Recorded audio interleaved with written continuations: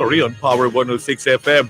We will not take sides, but we listen to your side. Join us as we explore the issues, present the facts, speak with the experts, and as always, listen to both sides. What's your story? Tell us on both sides of the story.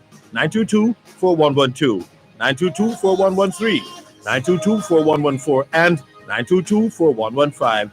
You can listen to both sides of the story on the Gleaner's website, www.go-jamaica.com, on your mobile phones at tunein.com or nobex.com, or by dialing 832-551-5045 or 213-493-0133 in the USA. If you're in the UK, you can dial 020-3519-0145, and in Germany, 051-180-904044. Our email address is bothsides106@live.com, and you can join us on Facebook, follow us on Twitter, or link us up on Skype. We look forward to receiving your instant messages on MSN or Yahoo, and your text messages on 365-3346. Remember, we have two ears and one mouth, so we can listen twice as much as we speak. So stay with us as we listen to both sides of the story. Both sides of the story. Both sides of the story. Knowledge is power. Class is in session. Power 106. I know what the caged bird feels. Alas, when the sun is bright on the upland slopes, when the wind stirs soft through the springing grass, and the river flows like a stream of glass, when the first bird sings, and the first bud opes, and the faint perfume from its chalice steals, I know what the caged bird feels. I know why the caged bird beats his wing, till its blood is red on the cruel bars, for he must fly back to his perch and cling, when he fain would be on the bow a-swing, and a pain still throbs in the old scars, and they pulse again with a keener sting. I know why he beats his wing. I know why the caged bird sings, ah, me, when his wing is bruised and his bosom sore, when he beats his bars and he would be free. It's not a carol of joy or glee, but a prayer that he sends from his heart's deep core, a plea that upward to heaven he flings. I know why the caged bird sings.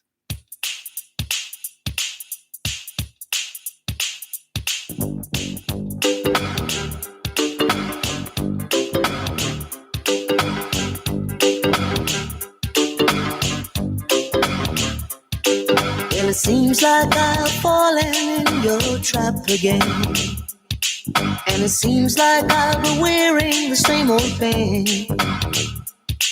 But good must conquer evil, and truth will set me free. So you see that somewhere I have found a key. Yes, you see that somewhere I have found a key. Well, it seems like I've been sleeping in your bed too long, and it seems like you've been planning to do me wrong. But evil concentrated must be disintegrated. So you see that I'll be walking out again. Oh, yes, you see that I'll be walking out again. Ooh, yeah. Ooh, yeah. Ooh, yeah. Talking about ooh, yeah.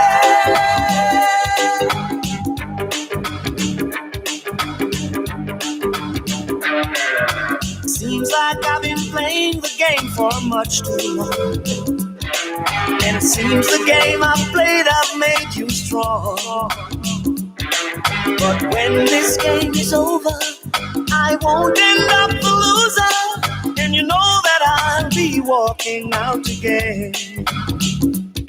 Oh, yes, you know that I'll be walking out again. Walking out your trap. Oh, yeah. Trap. Oh, yeah. Trap. Oh, yeah. Talking about trap. Oh, yeah.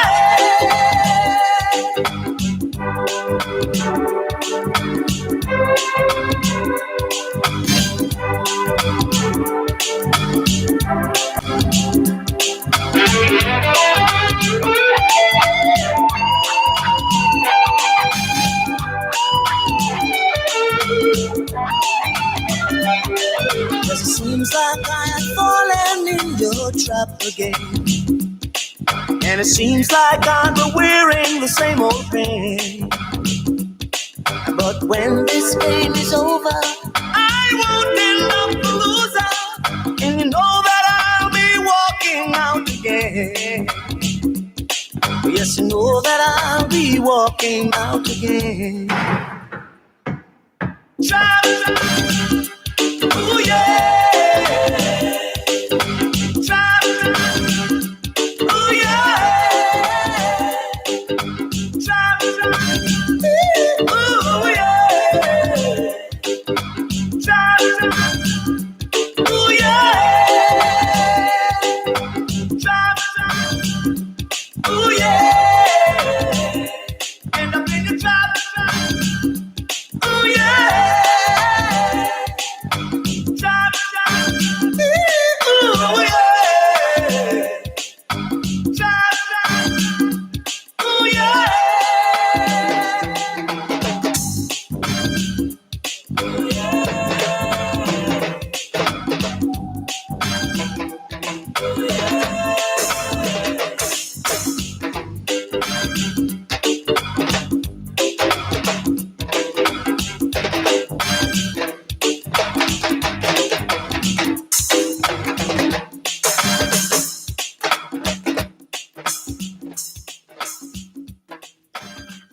It's the 15th day of the third month of 2021, the International Year of Peace and Trust, the International Year of Creative Economy for Sustainable Development, the International Year of Fruits and Vegetables, the International Year for the Elimination of Child Labor, and the International Year of Health and Care Workers.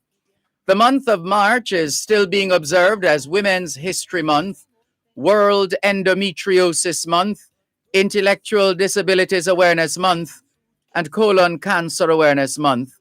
It's Constitution Day in Belarus, and J.J. Roberts' birthday is being celebrated in Liberia.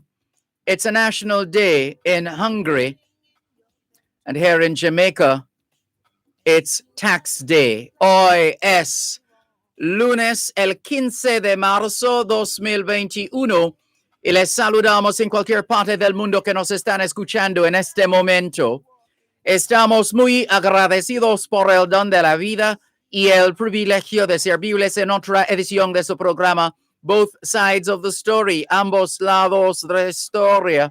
Nunca vamos a tomar su audiencia por sentado porque sabemos que ustedes tienen otras opciones. Y esta es la razón por la cual jamás olvidamos darle las gracias por elegir Both Sides of the Story, ambos lados de la historia, de lunes a viernes desde las 2 hasta las 5 de la tarde, aquí en Power 106 FM. La misión continúa para educar, capacitar, iluminar y estimular el espíritu empresarial. Bienvenidos. But when this game is over, I won't end up the loser, and you know that I'll be walking out again. Oh, yes, you know that I'll be walking out again. Walking out your trap. Oh, yeah. C'est lundi le 15 mars 2021 et nous vous saluons tous qui nous écoutez où que vous soyez dans le monde. Nous sommes reconnaissants du don de la vie ainsi que du privilège d'être à votre service par une nouvelle édition de votre programme Both Sides of the Story, le pour et le contre. Nous ne considérons pas votre fidélité comme elle nous soit parce que nous savons que vous avez l'embarras du choix. C'est pourquoi nous n'oublions jamais de vous remercier de choisir d'écouter Both Sides of the Story, le pour et le contre, du lundi au vendredi de 2h à 5h de l'après-midi sur notre antenne Power 106 FM. Nous continuons notre mission d'éduquer, d'habiliter, d'éclairer et d'encourager l'esprit d'entreprise. Bienvenue. But when this game is over, I won't end up a loser.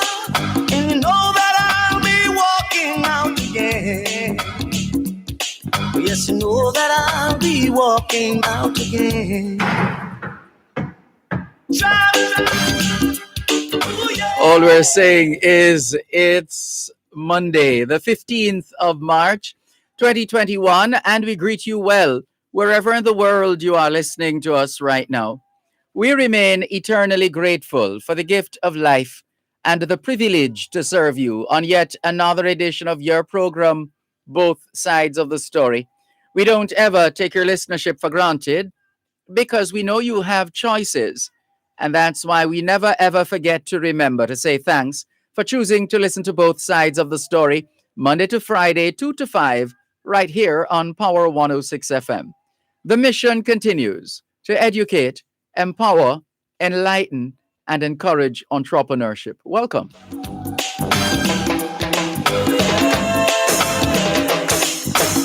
Good afternoon to those of you listening to us on 106.1, 106.3, 106.5, 106.7, and 106.9. From Moran Point to Negril Point, from the Goat Islands to Galena Point, this is Power 106 FM, serving Jamaica and the diaspora. Hello to those tuned in via the Power 106 FM app, which you would have downloaded from the App Store or the Google Play Store, depending on the nature of your device. Downloading is free, listening is free, whenever, wherever. We acknowledge those who have logged on to the Gleaners website, go-jamaica.com. Subscribers to onespotmedia.com also have access to Both Sides of the Story in particular and Power 106 FM in general. We thank you if you have dialed a designated number to listen to Power 106 FM from the United Kingdom or the United States. In fact, those in the United States who wish to call a number to listen to Power 106 FM can dial 631-359-8281, 631-359-8281. And if you're in the United Kingdom and you wish to dial a number to listen to Power 106 FM, please call 0330-606-0953, 0330-606-0953. Hello, if you're watching us on Facebook Live via the Dervan Malcolm Facebook page and affiliated pages. If you're not there yet, log on to Facebook. In the search box atop the page, type DERVAN MALCOLM, and you'll not just be able to hear, but also to see what's happening in the studios of Power 106 FM. If you're not on social media, but you like to go to YouTube to listen to videos and watch videos and listen to music, watch videos, etc., or follow programs, online programs, well, we're there as well. All you need is internet access, a device with browsing capabilities. Open a browser, type YouTube, and you should see the YouTube website pop up with the videos trending, including this one, if you were to do it right now. If not, then you can type DERVAN MALCOLM in the YouTube search box. How about that? More in a moment.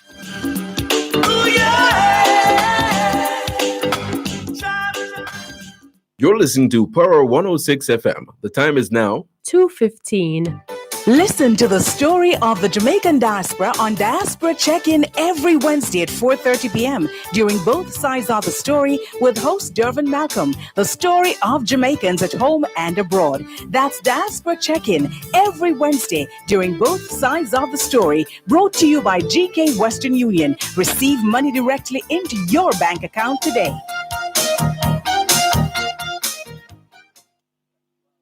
But good must conquer evil, and truth will set me free.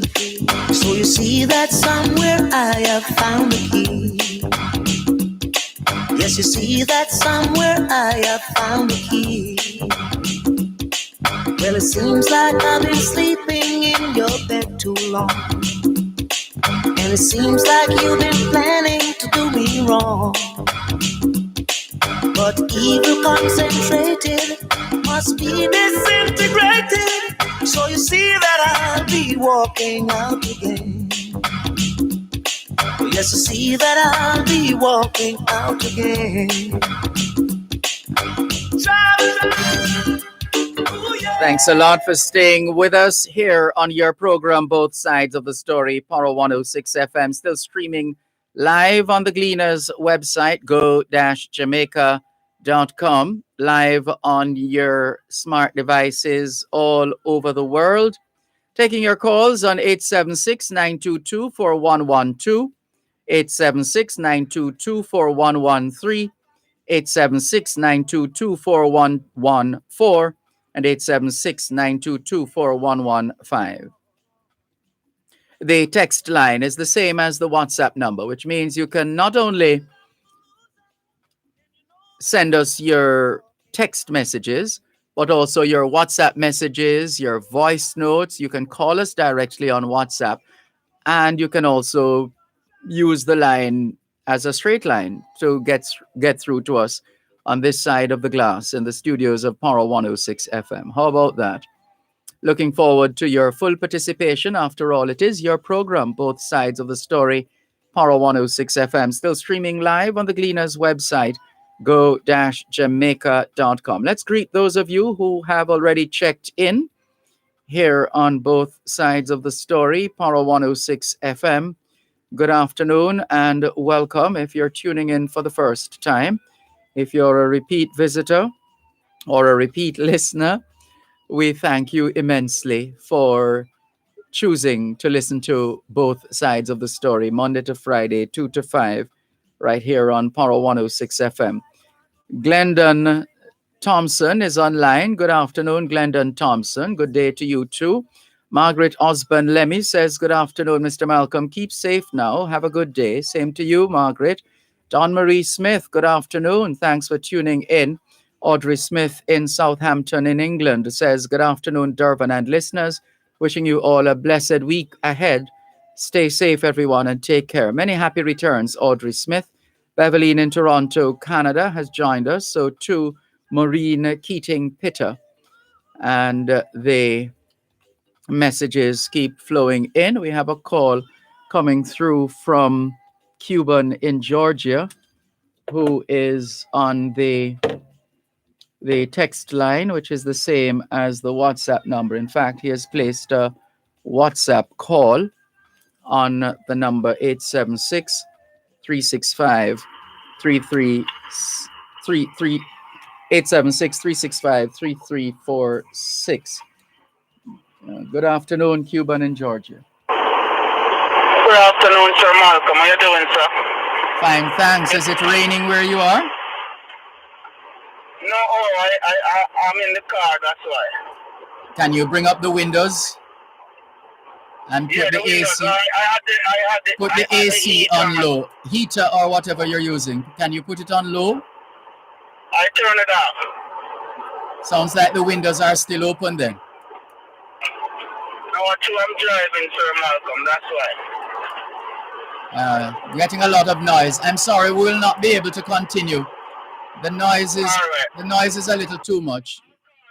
Okay, please do. Thank you very much. This is your program, Both Sides of the Story, Power 106 FM. Good afternoon to Mr. and Mrs. Thomas. Thank you so much for tuning in as usual. And all the very best. Thank you, Mr. and Mrs. Thomas. Regular listeners to Both Sides of the Story, as is Mrs. Barker. Good afternoon to you, Mrs. Elaine Barker. And I'm getting into trouble now because I'm calling names. Thank you very much for tuning in and being a part of the experience. The experience in Jamaica and the rest of the world It's a mixed bag. And doesn't it? Well, our thoughts go out to those of us who feel trapped, as the song says. We started out this afternoon with the poetry of Paul Lawrence Dunbar. Paul Lawrence Dunbar's poem, Sympathy. Sympathy by Paul Lawrence Dunbar. And we paired that with Jimmy Cliff's Trapped.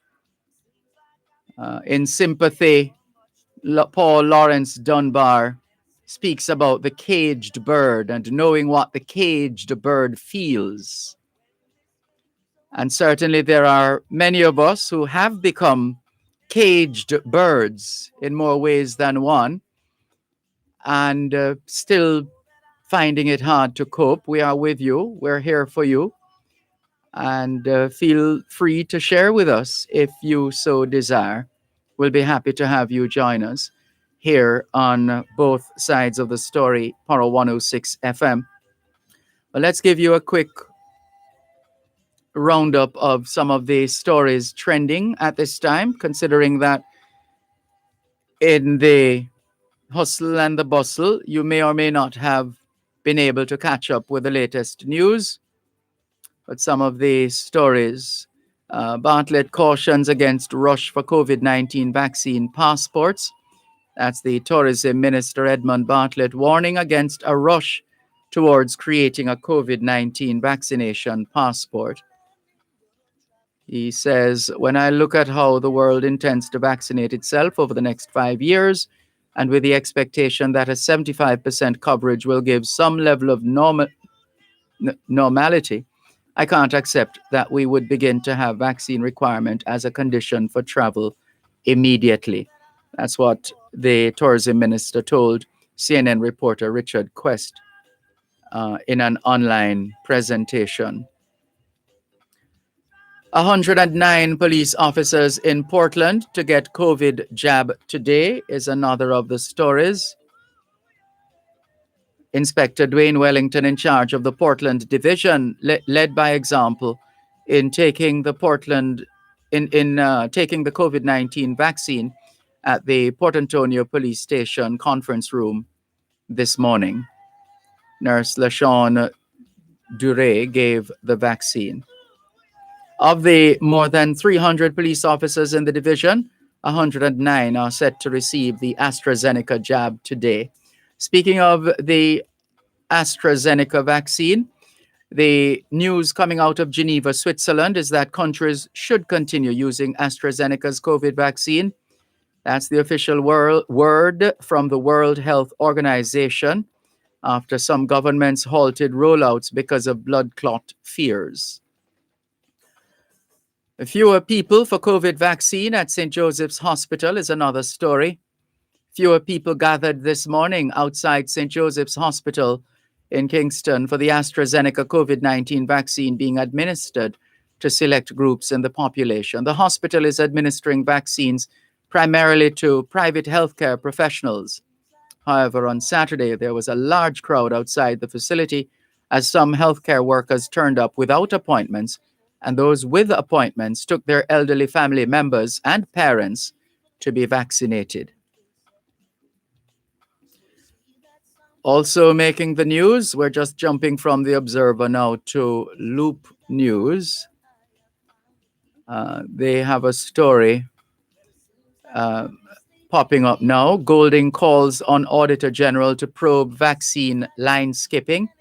The opposition leader, Mark Golding, is calling for the Auditor General to probe reports of breaches in the COVID-19 vaccination rollout program.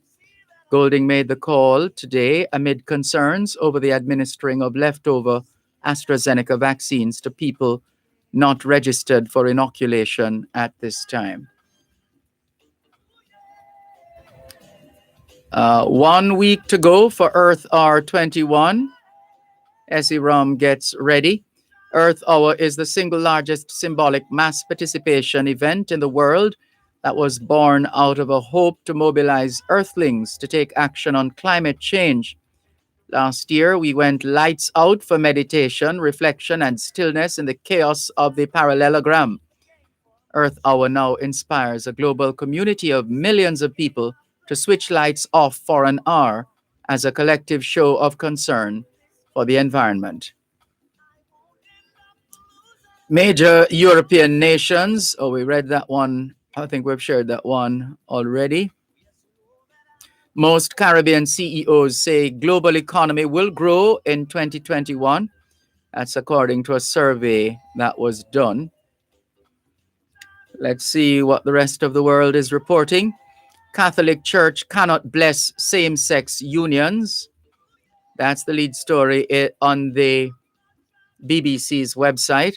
The Catholic Church does not have the power to bless same-sex unions, the Vatican office responsible for doctrine has said. It is impossible for God to bless sin, the Congregation for the Doctrine of the Faith, CDF, said on Monday. But the CDF did not note the positive elements in safe-sex relationships. In October, Pope Francis said in a documentary that he thought same-sex couples should be allowed to have civil unions. That's what the BBC is leading with at this time. Plus the directive from the World Health Organization to continue using the AstraZeneca vaccine. What is CNN reporting now? Let's tell you. 2 men arrested and charged for assaulting Capitol Police Officer Brian Sicknick. Capitol Police plans to remove outer fence and make other security changes. Navy probe finds contractor charged in Capitol insurrection was well-known Nazi sympathizer. And there are other stories. 3 killed, 6 hurt after vehicle plows into pedestrians in San Diego, California.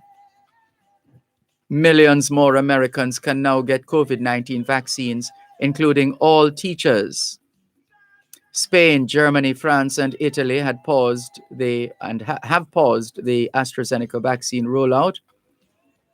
And those are just some of the stories that are trending at this time. We see Cuba and Georgia calling back. The reception might very well be better, except that we have to go to our land solutions feature in a minute, less than a minute and a half. Cuban and Georgia, you have a minute and 15 seconds. I want to talk about the problem over at IGL there. And it really looked bad, you know what I mean? Because that place have been there for years and there's just no other outlet to give oxygen, you know what I mean? It's bad. Yeah, well, COVID-19 doesn't COVID-19 is not the kind of virus that comes every other week or every month. This is a once in 100-year experience, and we would never, apparently, we have never been at this place before. And yes, we can argue that we need to prepare, or we could have prepared better than we did. We can always argue that, but it would be preparation in a vacuum. Please call us back though, because as I indicated, we have to go to land solutions. All right, I'll call you back, Sir Malcolm. Sure. Yes, sir. Take care. You're listening to Power 106 FM. The time is now 2:30. Where are you? Are you trapped in your mind counting numbers? Are you a small business trying to leave your footprint in the world? I can help to take your business anywhere. Are you jogging, or are you racing to close the deal of the century? There's a good chance we can do great things together. Are you home, pacing the kitchen, confused about what to eat and how you'll pay your staff? I'm way ahead of you. I'll give you the money when you need it. I'm the voice in your ear. My voice? I'm a bank that will meet you where you are. A bank that cares. Exim Bank cares. Exim cares about your business. Exim cares about you. COVID-19 is still here. Always wear your mask correctly while in public places, covering your nose and mouth at all times. Masks should never be worn over the head, under your chin, below your nose, or hanging from your ears. Recovery from COVID-19 can take up to 60 days or more. The mask or the ventilator? You choose. A message from the Ministry of Health and Wellness. Big pot, yo. Big pot. Play a big pot, we go win more money, yeah. Win a bigger money, big pot sweet like we dip it in a honey. Win 30 times what you bet, that's how we run it. Big pot a turn out the winnings that I get. Win a 300 for every $10 bet. From 0 to 36, pick a number for guess. When you win more money, feel rich, beat the chest. Your $10 bet could win 30 times your bet with Big Pot. Authorized under Section 58.3 of the Betting Gaming and Lotteries Act. The Gleaner Premium will excite your digital media experience. Satisfy your appetite for exclusive stories and special access to editors' fora, videos, podcasts, and much more. To subscribe, go to jamaica-gleaner.com/premium and select the e-Gleaner or website option. Welcome to your new digital experience, the Gleaner Premium. Free premium access to unlimited news and value-added offerings. Limited time offer ends soon. Dear Pastor with Reverend Dr. Aaron Damas on Power 106 FM is now 1 hour, 10 p.m. to 11 p.m. Monday to Thursday. 1 hour of solid advice, great interaction, and a belly full of laughs. That's Dear Pastor, now 1 power-packed hour, 10 p.m. to 11 p.m. Monday to Thursday, here on Power 106 FM. Both sides of the story. Veronica Blake Carnegie presents Veronica's book launch and introducing The Lizards of Ligony along with other books at the Tom Redcombe Library, 2 Tom Redcombe Road, this Wednesday, March 17, 2 to 5 p.m. Join both sides of the story with Dervan Malcolm for a live broadcast as we bring you the highlights. This broadcast is brought to you by Veronica Blake Carnegie in association with the Tom Redcombe Library. That's a live broadcast of both sides of the story with Dervan Malcolm from Veronica's book launch this Wednesday, March 17, 2 to 5 p.m. right here on Power 106 FM.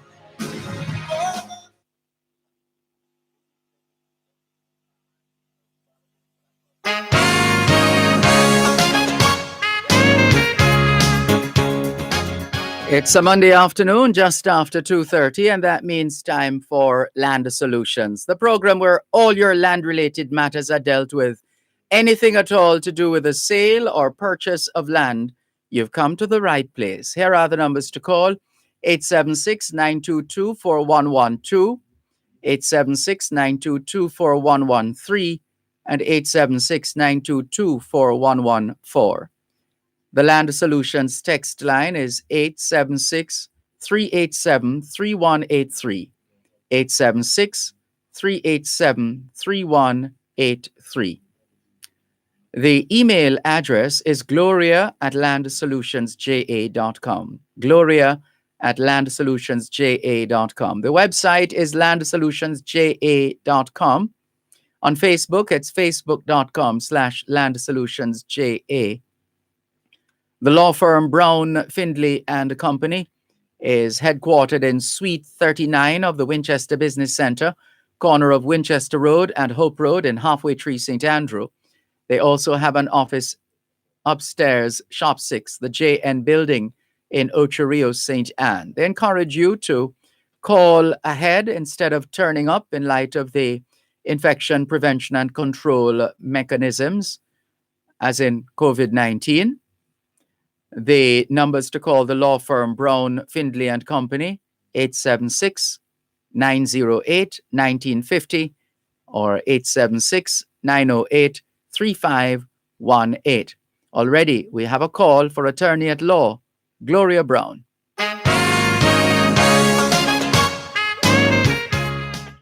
Thank you, Dervan. Good afternoon, listeners. Welcome to Land Solutions. Good afternoon. Good afternoon, Ms. Laura.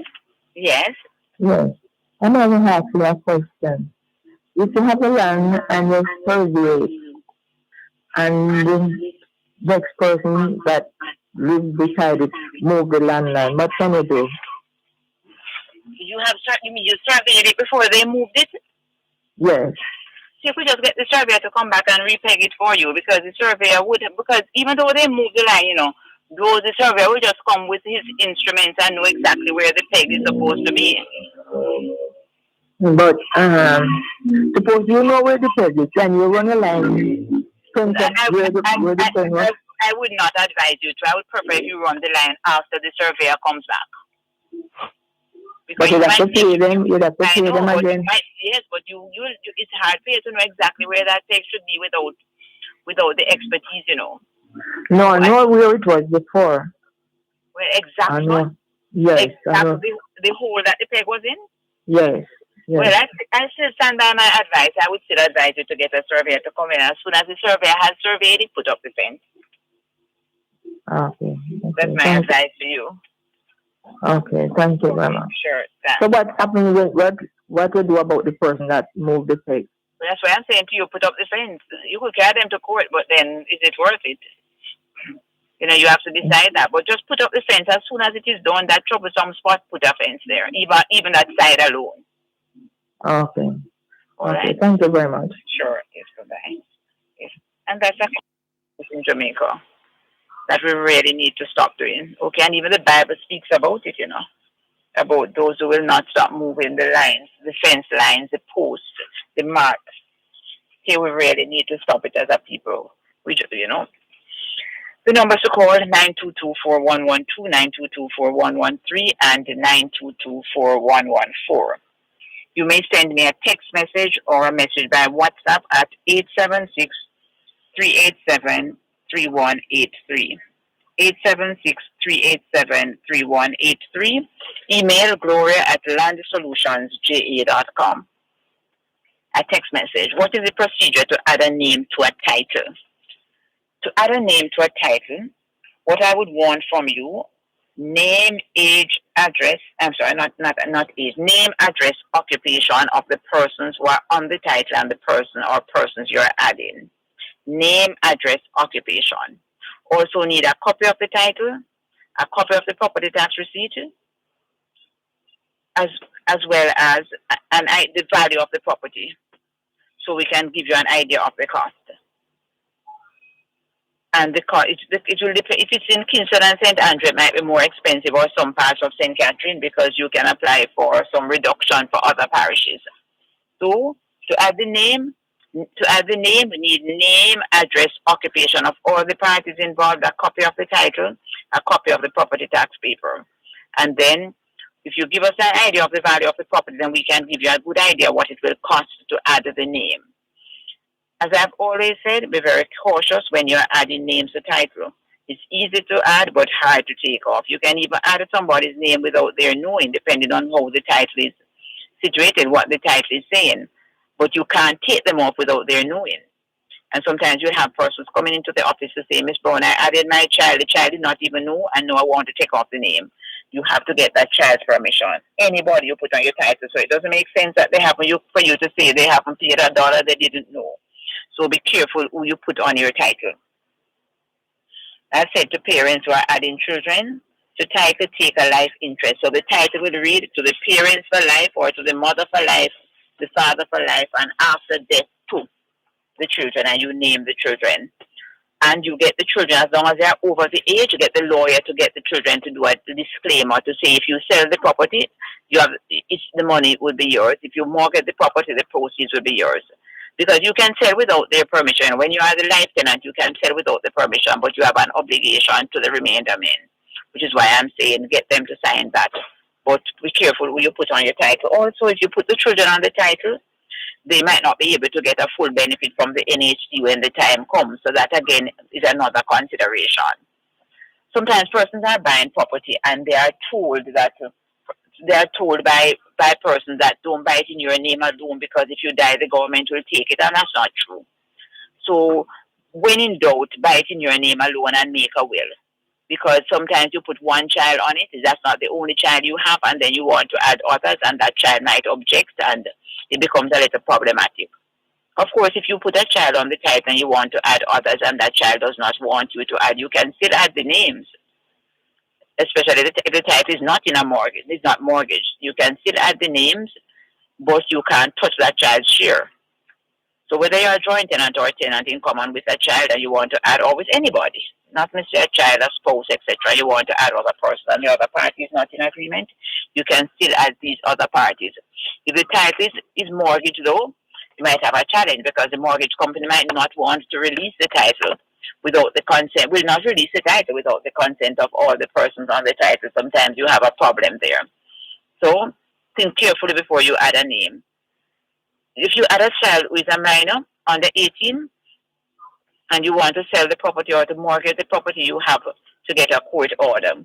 Because as soon as the title goes into the title's office and they see the name of a child on it, they're going to lodge a caveat to block you from dealing with the property until the minor achieves the age of 18.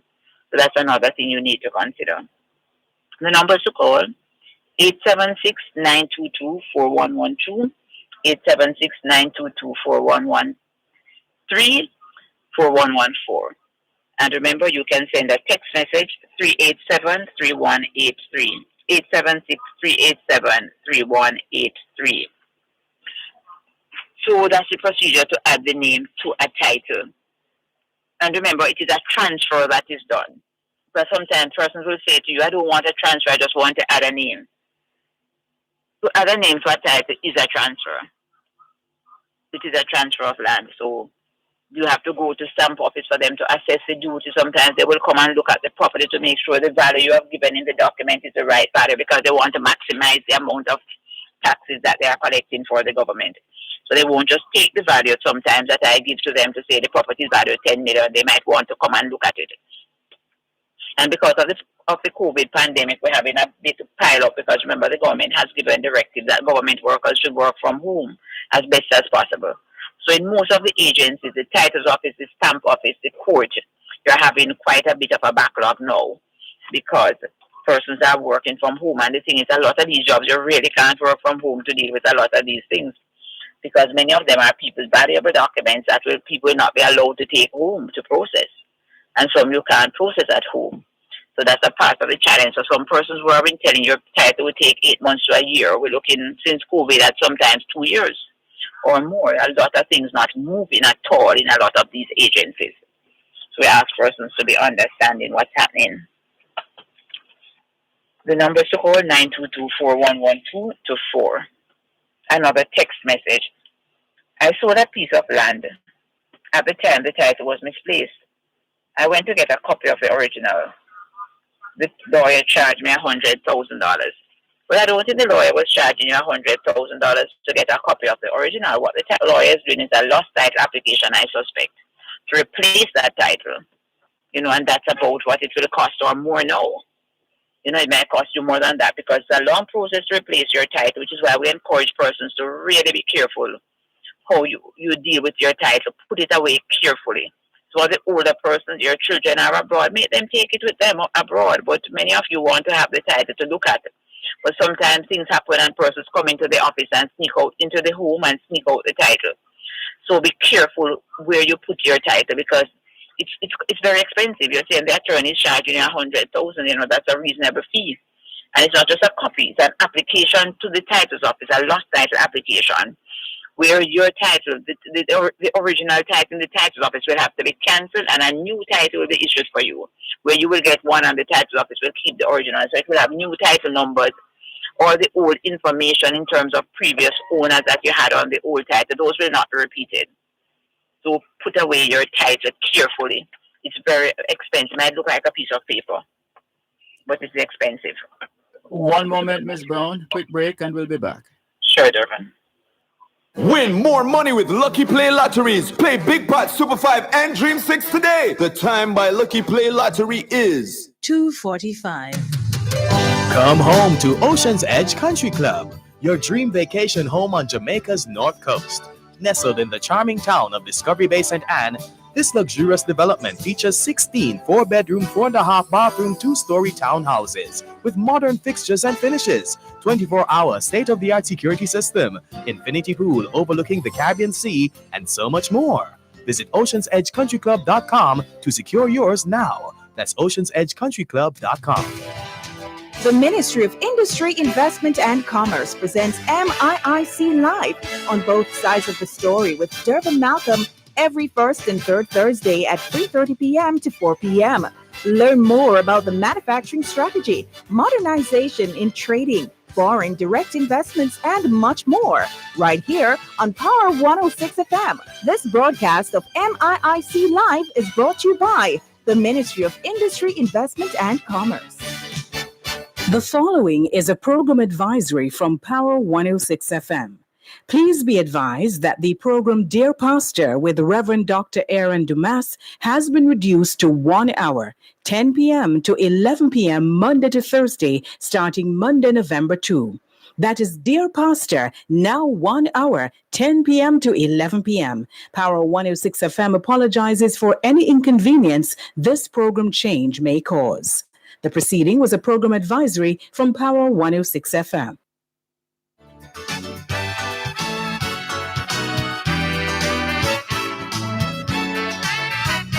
You're listening to Land Solutions during both sides of the story here on Power 106 FM. Land Solutions, the program where all your land-related matters are dealt with. Anything at all to do with the sale or purchase of land, you've come to the right place. And of course, related matters, land surveys, willing property, etc. Here are the numbers to call: 876-922-4112, 876-922-4113, and 876-922-4114. The text line for Land Solutions today is 876-387-3183, 876-387-3183. The website is landsolutionsja.com. The email address is gloria@landsolutionsja.com. And you can always send, well, based on the COVID-19 protocols, you're being advised to call ahead. And please don't just turn up at the offices of Brown, Findlay and Company. Call and you'll be advised accordingly. The numbers to call: the law firm Brown, Findlay and Company, 876-908-3518 or 876-908-1950. Remember, there's a Facebook page as well, Land Solutions. It's facebook.com/landssolutionsja. Once again, here's attorney at law Gloria Brown. And Ms. Brown, there's a question here from Steve in Toronto, Canada. He says, Dervan, could you please ask about the modification to the rezoning laws so that we don't need to go to the courts to update titles with the new zone info? Yes, I did do that request for Steve. I have not got a response from it. But Steve, I'm going to ask you to follow me up, please, on my 387-3183 number, because I have not got a response from that longer time. So I'm going to ask Steve to follow me up on that. Thanks, Dervan. You're welcome. As Dervan just told you, the number is to call 922-411225. Good afternoon. My grandfather died without leaving a will. He has 5 children, all adults, and he has a few properties. How should we start to get this matter sorted out? My dad is the second oldest, and he has an older sister. Thanks for your help. First thing, I need to remind person that the age of the children doesn't matter. So it doesn't matter the one who is the oldest or the boys. They don't have any more right than the girls. So any of these children can apply. Since the father did not make a will, they need to administer the estate. So there's a special form, and if you call me a little later on or send me a text, I'll send you the form. So we can collect the information. But it's good if 2 of them could just come together, administer the estate, and then the property will be shared equally among the children. I'm not sure you're going to tell me if grandfather had a wife, because if he had a wife, or if he has a wife who is alive, then the wife would be entitled to half of these properties and the children would share the other half. If there's no wife or spouse, then the children will share this. All 5 of them will share equally. That's something that's important for you to let me know as well. But again, I want to encourage my listeners to make wills. It's very important that we make wills so we can determine how our assets must be distributed after death. Another question, Ms. Brown, I have a property in my husband's name and my name. He passed away and I would like to remove his name from the title. How do I go about this? There's one important thing that you need to tell me. Are you joint tenants or tenants in common? And that is written on the title. So it will say to John Brown and Mary Brown as joint tenants or as tenants in common. If you're a joint tenant with your husband, we just need to do an application to note the death of your husband. So you need to provide us with your husband's death certificate and we do the application to note the death. Because it was a matrimonial home, then you would not pay any estate duties. If you're tenants in common though, you'd have to go and add, and you don't tell me if your husband made a will. But if you're tenants in common, we'd have to probate his will and his share would go to whoever he left it to. If he did not make a will, then we'd have to administer the estate, and if he has children, you would get a half of his half, which means you'd end up with 3/4, and the other quarter of the property would be shared for his children. If he only had one child, then you would get 2/3 of his half, and the child would get 1/3. So send me a little bit more information. Let me know if you are joint tenants or tenants in common, and it is written on the title, so don't guess it or say, I think it is this. Check the title to see exactly what the tenancy is. And that's another situation, okay, that I use to reinforce the fact that we need to make wills and we need to really be knowledgeable about what is happening in terms of what we have.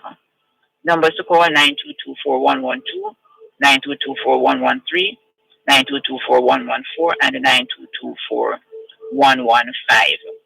And the text line is 387-3183, 387-3183, or you may send me an email, gloria@landsolutionsja.com, gloria@landsolutionsja.com. Another text message. I'm living on a piece of land. I've been living on a piece of land for more than 15 years. I did a survey and a relative showed up and paid 5 years of taxes. Is that a problem for us not to get it? No. And rejoice that he has paid 5 years of taxes, because that means when you're applying for your title, you don't have to pay it. All right? Because the fact that you have been there for 15 years undisturbed, and I'm taking for granted that is not government land. So if that person goes and pays the 7 years back taxes, that can't let them defeat your interest. So take your survey diagram, go to your lawyer, and start your title application right away. Remember, if the diagram is more than 7 years old, then you need to update it, not a new survey. Find the pegs, bush the lines, and get a surveyor to come in and do a declaration to say, yes, this diagram is still, the lines are still in place. So, therefore, we can start the process of doing your title. But don't let the payment of the 5 years taxes intimidate you. Paying the taxes cannot make this person own the property. The numbers to call 922-4112, 922-4113, and 922-4115.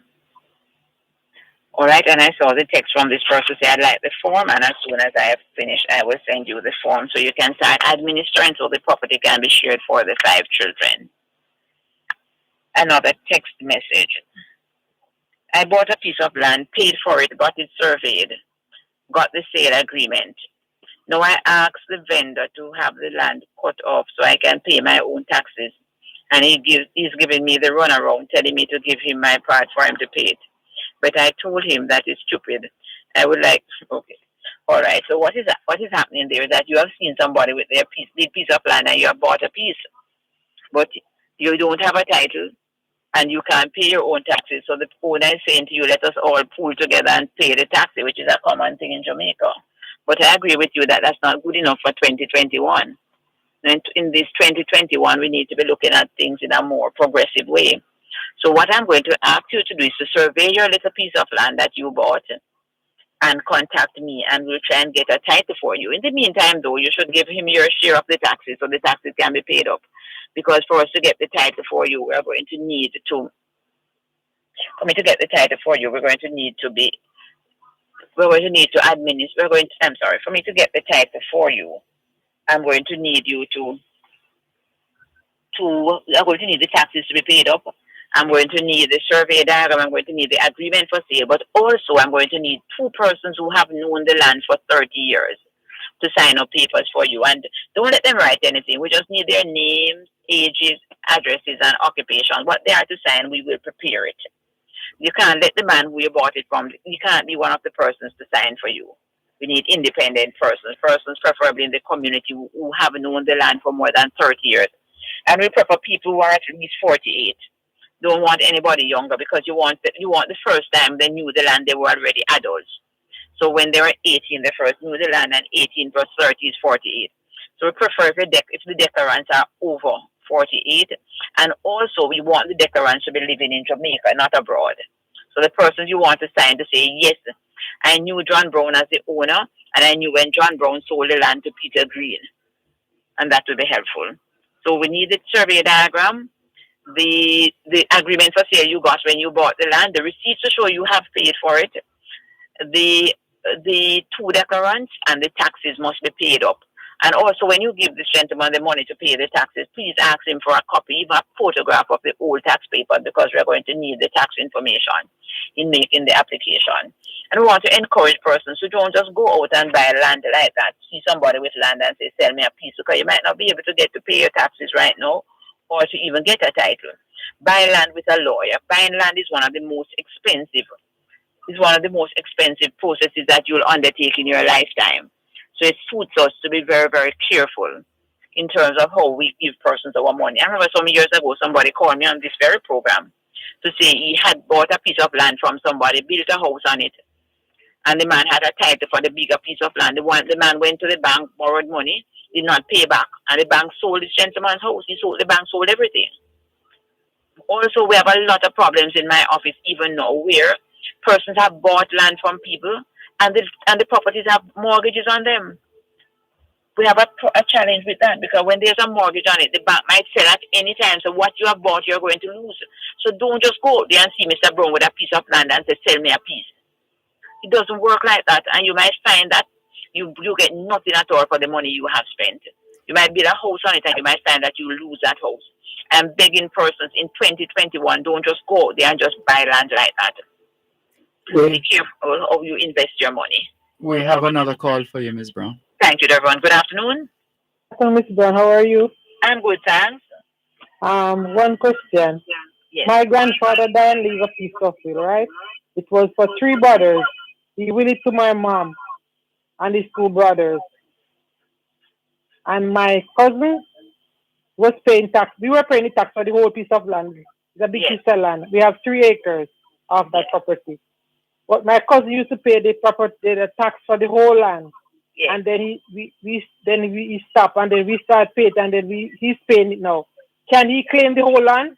No, but what I want you to do is go and survey off your 3 acres, please. But paying the taxes can't let him claim the land. But who is occupying your 3 acres? The grandchildren. Your grandchildren? Yeah, we are the grandchildren. All right, so everybody have their own little house on it? No, we don't have any. We just farm on the land. All right, so survey the land, please, and get your own title. Because as long as you're farming on it, if you're going to go and get a title, it's going to be fraudulent. Because he would have to say he's occupying the land. Paying the taxes can't let him own your piece, not at all. Okay. But please don't wait another 10, 15, 20 years. Just survey your 3 acres and sort out the title.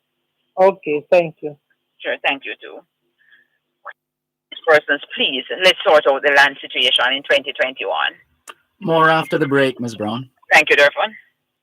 You're listening to Power 106 FM. The time is now 3 o'clock. The Jamaica Customs Agency is inviting all licensed customs brokers to its CCC Virtual Forum for Brokers Only, Wednesday, March 17, 2021, from 10 a.m. to 12 noon, under the theme Trade and Tariff Matters. Visit www.jacustoms.gov.jm to register and to participate. Customs brokers, this forum is designed especially for you. So click, connect, and converse with Customs. Jamaica Customs, keeping our brokers in focus. Both sides of the story. Veronica Blake Carnegie presents Veronica's book launch and introducing The Lizards of Ligony along with other books at the Tom Redcombe Library, 2 Tom Redcombe Road, this Wednesday, March 17, 2 to 5 p.m. p.m. Join both sides of the story with Dervan Malcolm for a live broadcast as we bring you the highlights. This broadcast is brought to you by Veronica Blake Carnegie in association with the Tom Redcomb Library. That's a live broadcast of both sides of the story with Dervan Malcolm from Veronica's book launch this Wednesday, March 17, 2 to 5 p.m. right here on Power 106 FM. Listen to the story of the Jamaican diaspora on Diaspora Check-In every Wednesday at 4:30 p.m. during both sides of the story with host Dervan Malcolm, the story of Jamaicans at home and abroad. That's Diaspora Check-In every Wednesday during both sides of the story, brought to you by GK Western Union. Receive money directly into your bank account today.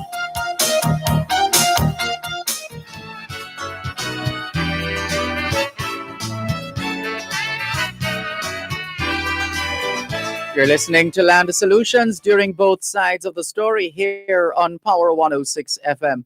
Land Solutions is the program where all your land-related matters are dealt with. Anything at all to do with the sale or purchase of land, you've come to the right place. Here are the numbers to call: 876-922-4112, 876-922-4113, and 876-922-4114. The text line for Land Solutions today is 876-387-3183. 876-387-3183. And that's not just a text line, it's also a WhatsApp number. The email address is gloria@landsolutionsja.com. Gloria@landsolutionsja.com. The website is landsolutionsja.com. landsolutionsja.com. The email address, since we shared that with you already, let's go to the Facebook page, which is facebook.com/landsolutionsja. The law firm Brown, Findlay and Company is headquartered in Suite 39 of the Winchester Business Center in Halfway Tree. That's the corner of Winchester Road and Hope Road in Halfway Tree, St. Andrew. They also have an office at the JN building upstairs, to be precise, shop number 6 to be specific. And they encourage you not to turn up at their offices, but to call ahead and you'll be advised accordingly. The numbers to call, and you can still send your text messages even when the program would have ended for this afternoon. The numbers for the law firm Brown, Findlay and Company, 876-908-1950 or 876-908-3518. Once again, here's attorney at law, Gloria Brown. Thank you, Dervan. Another text message. I have a title with two members of my family's names that I've added when I was purchasing it. But I'm the only one that paid the money. How can I remove the names? Well, I hope these persons would be in agreement. So it would be a transfer again. So it's a transfer from all three of you to you alone.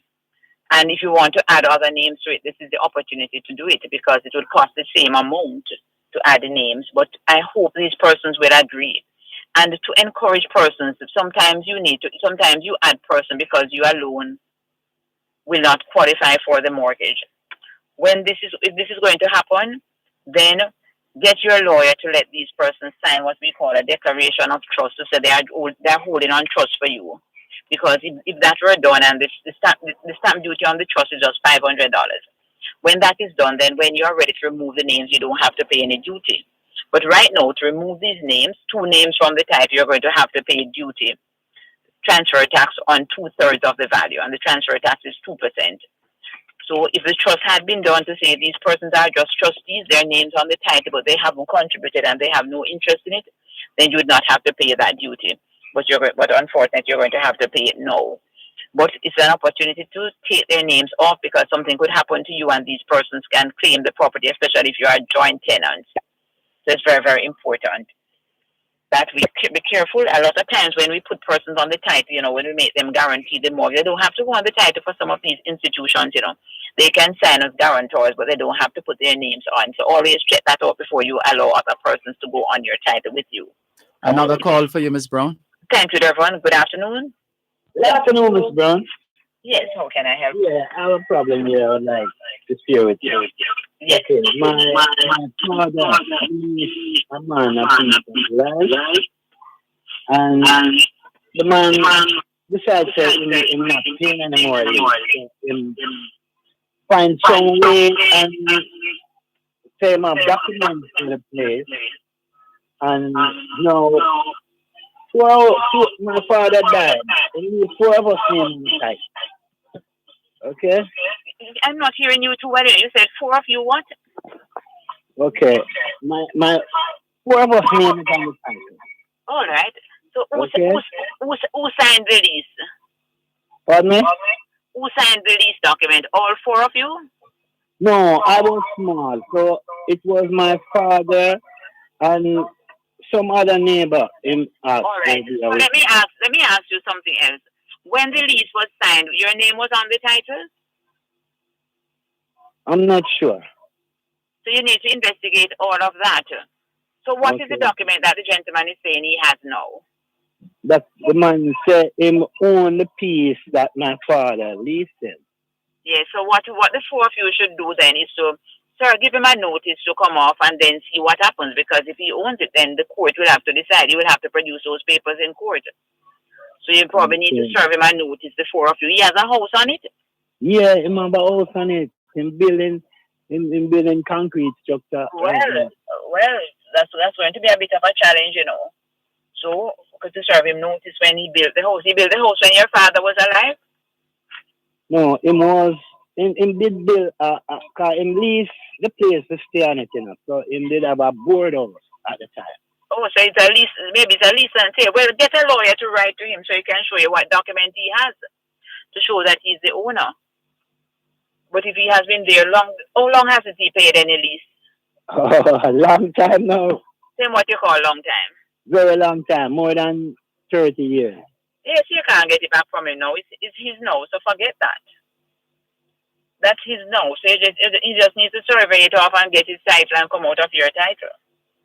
Okay, so him would never pay all those outstanding him have. It's too late, man. Too late? It's too late for you to make a claim. He has been there for more than 12 years, undisturbed. You haven't taken him into court in the 12 years, so there's nothing you can do about that, no. Okay. Yes, so just let him survey off his piece and get his title and come out of your life. Okay. All right, sir. We leave things too long as a people, you know. Yeah. Time going fast nowadays. In a child who born yesterday is 12 tomorrow. Yeah, because my brothers them in the state and me alone out here. Yeah, forget it though. You know, well, that's my. You can go to another lawyer and ask the opinion as well, but that's my opinion on that. It's just too late. Okay. All Okay, right, thank sir? you very much. Thank you too. Bye bye. Yes, just want to encourage my listeners. Please let us deal with things on a timely basis. We are taking too long to deal with matters. And remember, you know, we have something called a statute of limitation where things become statute barred. If you stay for too long with some things, you can't enforce your right again. You have lost your right. So we need to act quickly in relation to matters. The number is to call 876-922-4112, 922-4113, 922-4114. And the text line is 387-3183. And you can also send me a WhatsApp message on that same line, 387-3183. Okay, and remember that we have an office in Ocherios and one in Kingston. You can always call me. Please remember, do not just turn up to the office, call before you come in, because sometimes when you call, I can tell you all the things you have to bring when you are coming, and we can schedule it properly. But don't just walk into the office like that. And my listener is saying, thanks for the prompt response. You're a joint tenant with your husband, so all you're going to do is do an application to note your husband's death, and the property will be yours alone. So even if your husband had made a will and willed the property to his relatives or other relatives, then they could not get it, because you're a joint tenant, the survivor will get it. So because you have lived longer than your husband, this property is now yours alone. And I want to encourage you to make a will to say who is to get the property, because nobody else can share it with you. It's yours only. To survey a piece of land, how long can you keep the survey before you start building on the land? A house was built on it but was demolished. There's nothing to do with the survey and building, the time of the survey and building on the land. What you need to do is to get somebody to get a professional to do a drawing for the house you want to build and apply to the parish council for permission to build. But it doesn't have anything to do with the life of the survey diagram in terms of how long you have to wait after you get a survey diagram before you start building. But please contact the local authority, the parish council office, Kingston and St. Andrew Corporation, KCC, or Kingston, the municipal, Kingston St. Andrew Municipal Corporation, in order to get the permission to build. Hello, Miss G. I am from Manchester. I asked my surveyor for a copy of my diagram. Can I use it to start my title? Yes, usually I would ask as soon as, especially if the surveyor has got the number, the examination number, because the survey diagram sometimes it takes a little while. So I usually ask my clients to ask the surveyor for a copy so I can start the drafting. So by the time the diagram is ready, I have the document signed up already. Numbers to call 922-4112, 922-4113, and 922-4114. Remember, we have offices in Ocherius and Kingston, and to make an appointment to see me or to see Calicio, use the office numbers 908-1950 or 908-3518. And for my listeners in the northern side of the island, I'll be in the Ocherius office this Thursday. So I'll be in the Ocherius office this Thursday from about 10 o'clock to about 2. So the persons who want to see me in Ocherius, I'll be there this Thursday from between 10 to 3. And please don't reach there 8 o'clock and then let me feel bad when I come at 10 and you say I've been waiting for 2 hours. Please, for those up in the hills of St. Andrew wanting to see me in my Ocherius office, don't leave home at 6 o'clock. Don't come before 10, because usually it takes a little while to get there. And remember, my Ocherius office is in the Jamaica National Building, the heart of Ocherius, shop 6. And I encourage persons that end who want to talk to me to pay a visit to my Ocherius office. And we do some social distancing there. So if there are too many persons, might have to ask some persons to wait on the outside. Numbers to call 876-922-4112, 922-4113, and 922-4115. A text message. Where a family member stole a title, can anything be done about this? Is there any way to prove that there was a title? Yes. You can go to the titles office if you don't have a copy and get a copy of it, and that will prove what is happening. That will prove that there's a title, and then you take that copy to a lawyer and let the lawyer do a lost title application to replace the one that was lost. But the first thing to do is to write to the cousin. That's what I would do as a lawyer. Write to the cousin to ask if he has the title, and if so, could he please forward it to the lawyer? If there's no response in a certain time or the cousin says he or she doesn't have it, then you move towards doing a lost title application. And remember, I said at the start of the program how important it is for you to put away your title securely, because it's going to cost you quite a bit of money to replace that title. So if you have proof that the cousin has stolen it, you could always talk to the police to see if they would assist you to retrieve it. But otherwise, you just get it replaced, cancelled and replaced. And if you feel that the cousin might be up to something, might be wanting to use the title and to forge your name, etc., it might suit you to lodge a caveat to block the title, so that nobody can do anything with it. And when you have replaced it, please do not put it back where you had it before. Put it somewhere more secure. That's more secure. We'll have some more after the break, Ms. Brown. Thank you, Dervan. Coast to Coast Concrete, the high quality concrete for fencing, roofing, foundation, and road surfacing. Call 876-754-7472.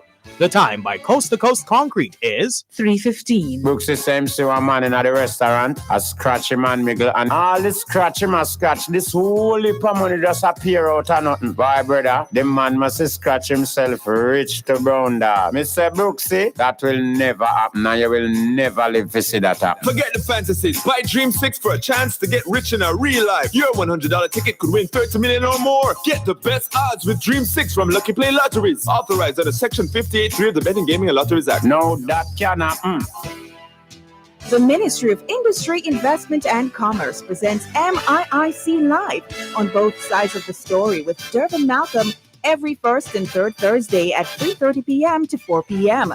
Learn more about the manufacturing strategy, modernization in trading, foreign direct investments, and much more, right here on Power 106 FM. This broadcast of MIIC Live is brought to you by the Ministry of Industry, Investment and Commerce.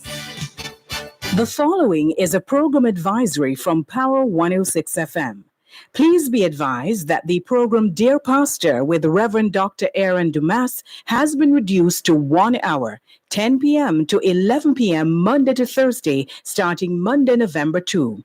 That is Dear Pastor, now 1 hour, 10 p.m. to 11 p.m. Power 106 FM apologizes for any inconvenience this program change may cause. The proceeding was a program advisory from Power 106 FM. Both sides of the story. Veronica Blake Carnegie presents Veronica's book launch and introducing The Lizards of Ligony along with other books at the Tom Redcombe Library, 2 Tom Redcombe Road, this Wednesday, March 17, 2 to 5 p.m. Join both sides of the story with Dervan Malcolm for a live broadcast as we bring you the highlights. This broadcast is brought to you by Veronica Blake Carnegie in association with the Tom Redcombe Library. That's a live broadcast of both sides of the story with Dervan Malcolm from Veronica's book launch this Wednesday, March 17, 2 to 5 p.m. right here on Power 106 FM.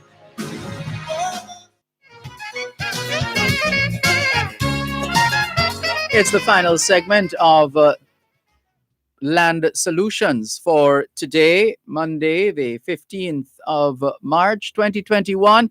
And you still have time to call through with any issues, any questions, any clarification that you seek on any matter at all having to do with the sale or purchase of land. The program is Land Solutions with attorney at law Gloria Brown. The numbers to call 876-922-4112, 876-922-4113, and 876-922-4114. The text line for Land Solutions today is the same as the WhatsApp number, 876-387-3183, 876-387-3183. The website is landsolutionsja.com. The Facebook page is facebook.com/landsolutionsja. The email address is gloria@landsolutionsja.com. The law firm Brown, Findlay and Company is headquartered in Suite 39 of the Winchester Business Center, corner of Winchester Road and Hope Road in Halfway Tree, St. Andrew. They also have an office upstairs, Shop 6, the JN Building in Ocho St. Anne.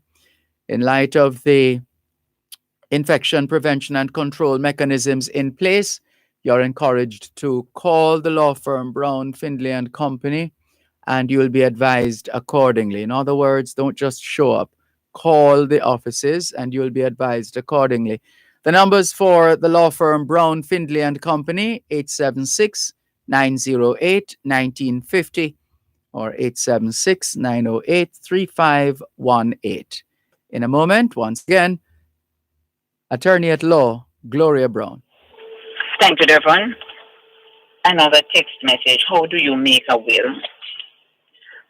It's always best if you get a lawyer to assist you to make a will, but it's not necessary. It's not compulsory. You can make it yourself. The important thing is that it must be in writing. And persons who want to make their own wills, I usually encourage them to use a will form. If you're not going to use a lawyer, use a will form. And because the will form is very user-friendly and it will advise you exactly what to do. But the important thing is that make sure you write down your wishes. Make sure that when the will is being witnessed, it's witnessed in the presence of two other persons with you. And the two other persons should not be getting anything out of the will, or their spouses should not get anything out of the will.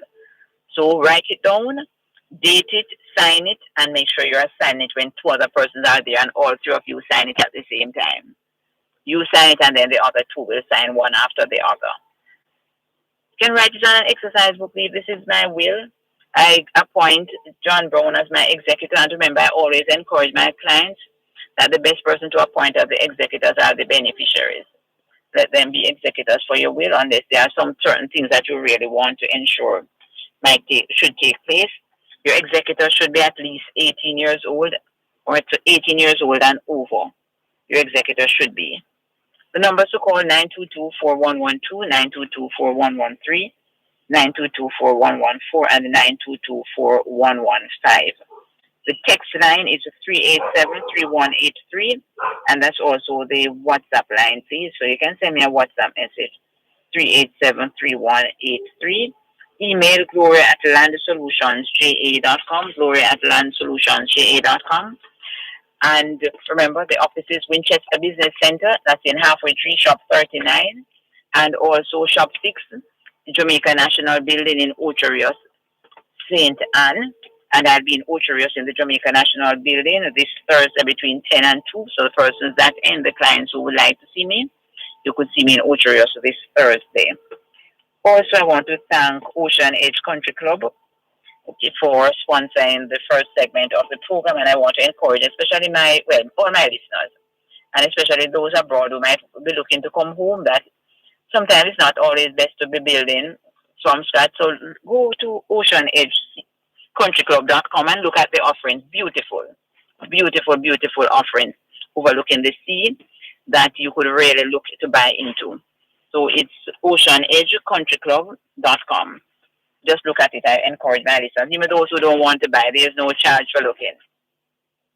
Numbers to call 922-4112, 922-4113, and 411-224. Ms. Brown, we have a call from Rascava in Clarendon. Thank you. Good day, sir. Yeah, greetings, ma'am. You might not have remembered me, but I'm always advocating for you and I've sent clients to you. But this time, thank you, my brother. What's the difference between the executors and the witness? All right. So the witness are the persons who are going to be there with you and to say, yes, I saw you sign the document. After you sign it, they are going to be signing it too. The executor now is the one who is going to take the place, literally take the place of the dead person. So when a person dies, you have a radio on? When a person dies... The fun might be causing that. Okay. So when a person dies, the executor going to take over. Not the witness. The executor going to get all the money you have in the bank, your insurance money, your NHC refund. The executor has to put his name on the title. So the executor is the person who takes over from the dead person and share everything you say must be shared. The witnesses are just people who are going to come and witness it when you're signing to say, yes, I see you sign it, so let me sign to say you sign it. Should the witness read the will before they sign it? No. The witnesses, they are just witnessing your signature. Your will is private. They have no right to read your will.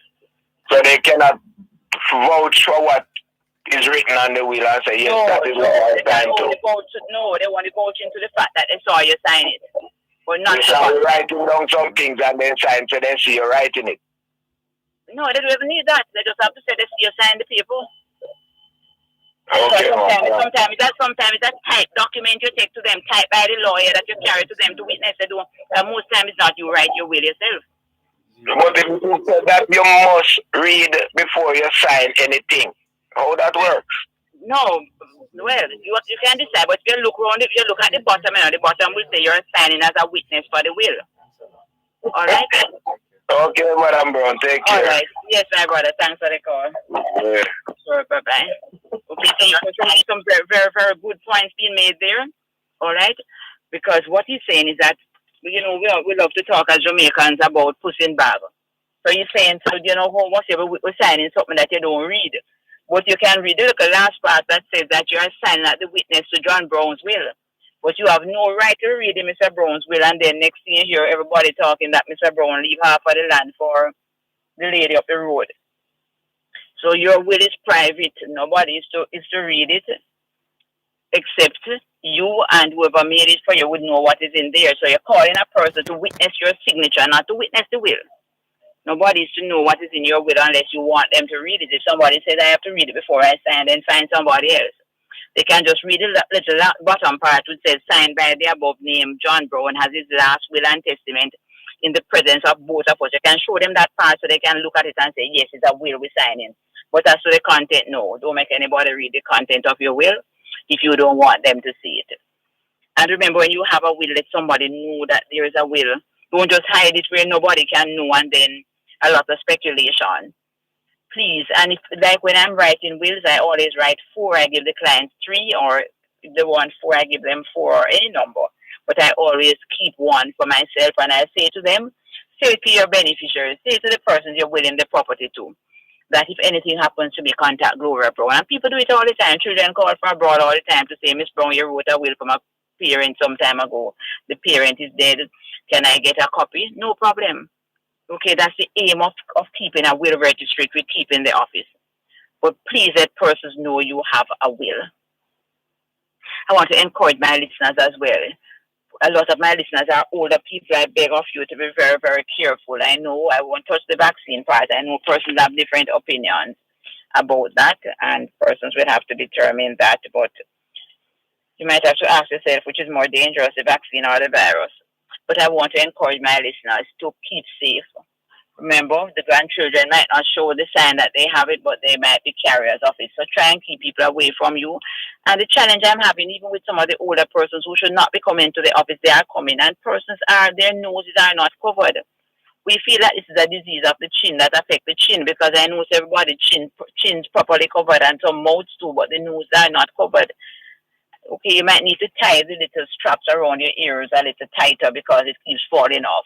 Or maybe you need to get a smaller one because you have a small face, but make sure that your nose is covered.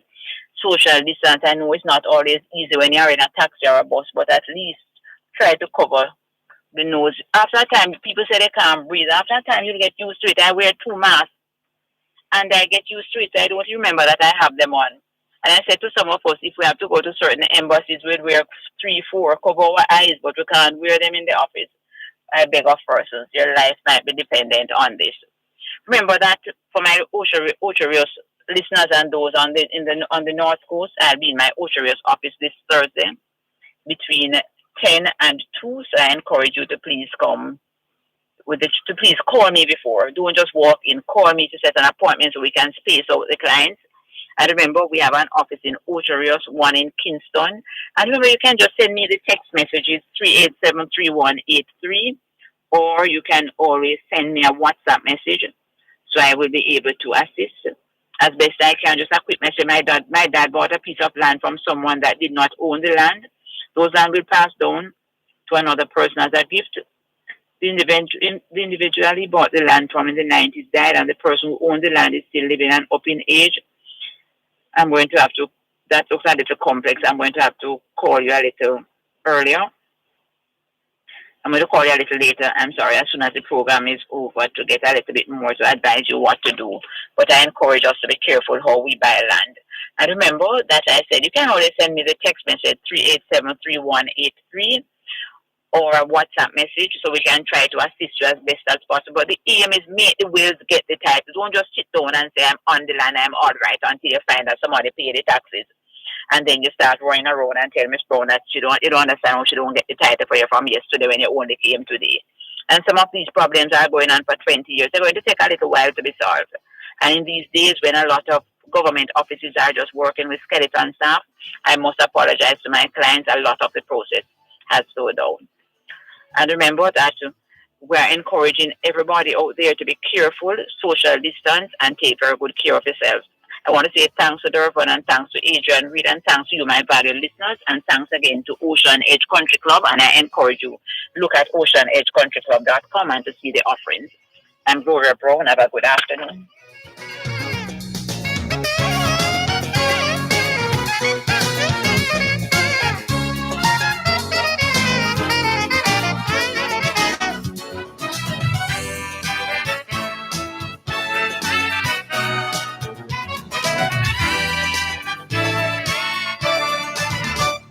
You're listening to Power 106 FM. The time is now 3:30.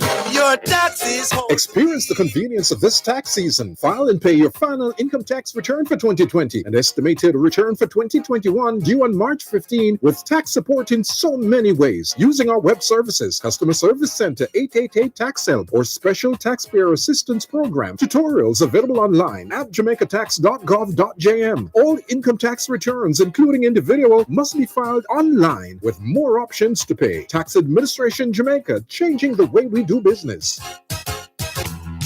Farmers, you can now control your fungal diseases with Eradicate, a systemic fungicide from Newport First and Jamaica Limited. Eradicate controls coffee rust, leaf spot, black and yellow cicatoca, early and late blight, powdery and downy mildew, and other fungal diseases on your crops. Get your Eradicate at your nearest farm store or at the Newport First and office, 2A, 2B Worry Wharf Complex. Take back control with Eradicate. The Gleaner Premium will excite your digital media experience, satisfy your appetite for exclusive stories and special access to editors' fora, videos, podcasts, and much more. To subscribe, go to jamaica-gleaner.com/premium and select the e-Gleaner or website option. Welcome to your new digital experience, the Gleaner Premium. Free premium access to unlimited news and value-added offerings. Limited time offer ends soon.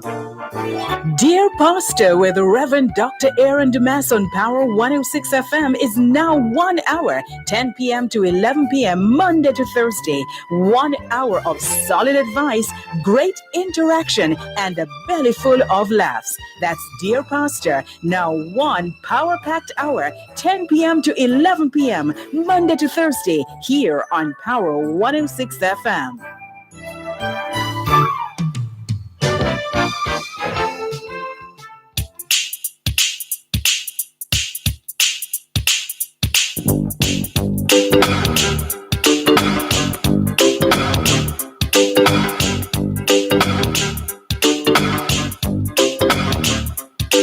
Well, it seems like I've fallen in your trap again.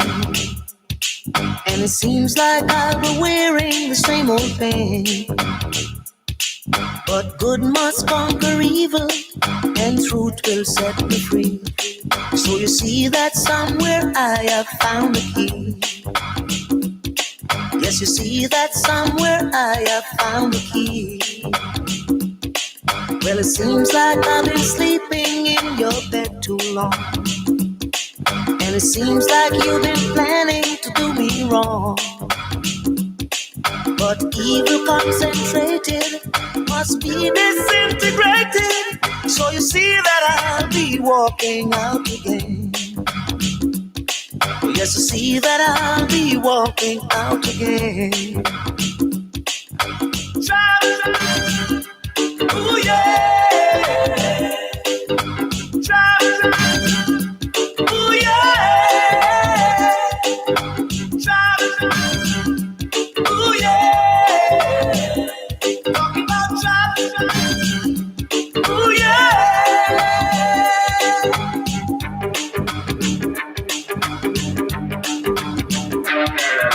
Seems like I've been playing the game for much too long. And it seems the game I've played, I've made you strong. But when this game is over, I won't end up the loser. And you know that I'll be walking out again. Oh, yes, you know that I'll be walking out again. Walking out your trap. Ooh, yeah. Trap. Ooh, yeah. Trap. Ooh, yeah. Talking about trap. Ooh, yeah.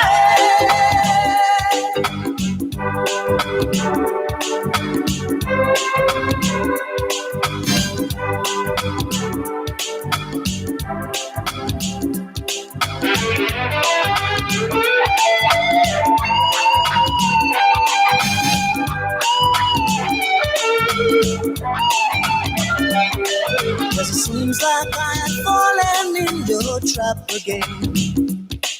And it seems like I've been wearing the same old pain. But when this game is over, I won't end up the loser. And you know that I'll be walking out again.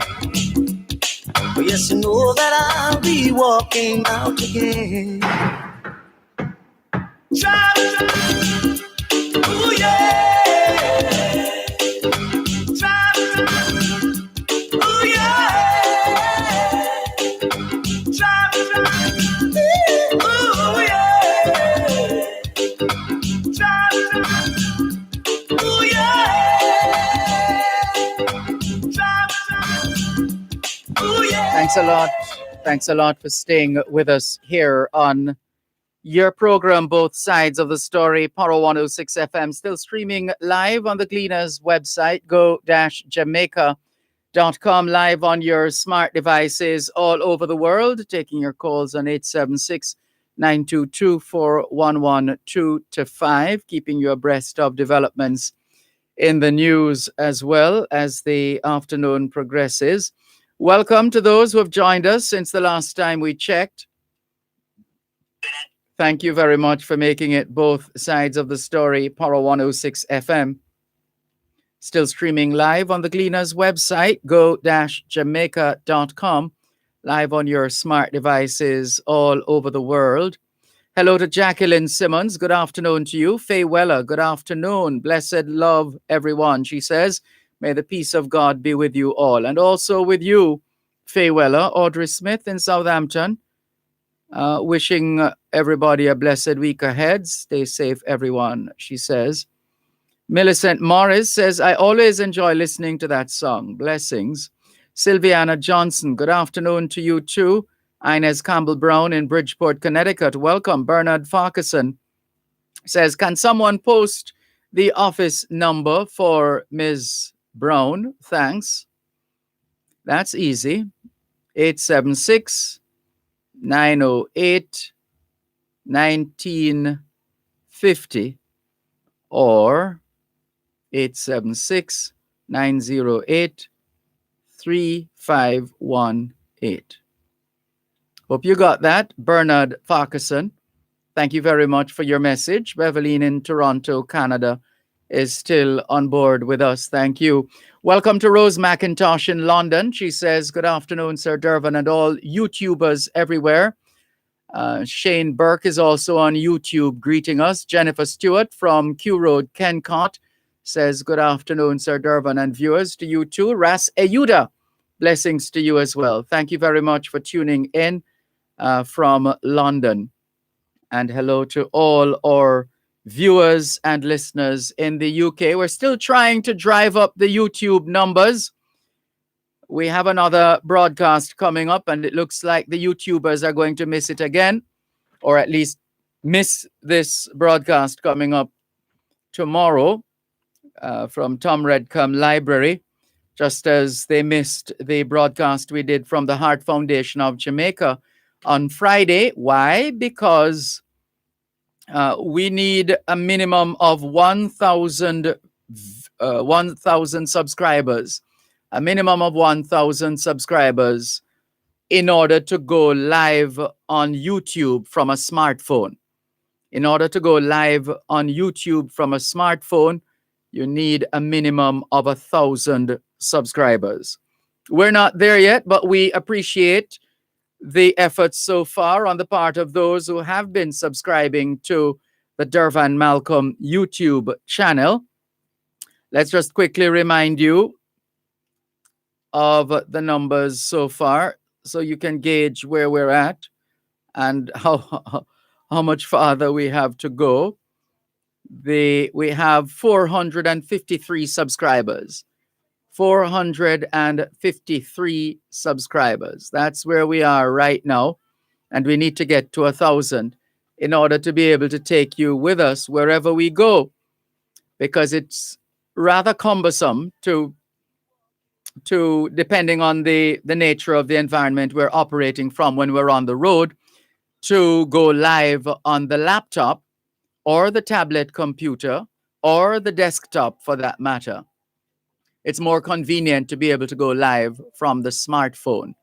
And so we encourage you to encourage others, if you have already subscribed, to subscribe to the Dervan Malcolm YouTube channel. There's no charge. There are no commitment fees or anything like that. It's just an endorsement of the channel, and by virtue of us arriving at 1,000, a minimum of 1,000 subscribers, we will be able to go live from our smartphone. That's all we're saying. But for the time being, unless something dramatic happens between now and tomorrow afternoon at 5, our viewers on YouTube will have to catch us on Facebook Live, because we will need a minimum of 1,000 subscribers to go live from the smartphone. So go ahead, like the page, subscribe, post your comments, and let's see how much farther we can push that needle. Is it? Or yeah, with your support, we look forward to that.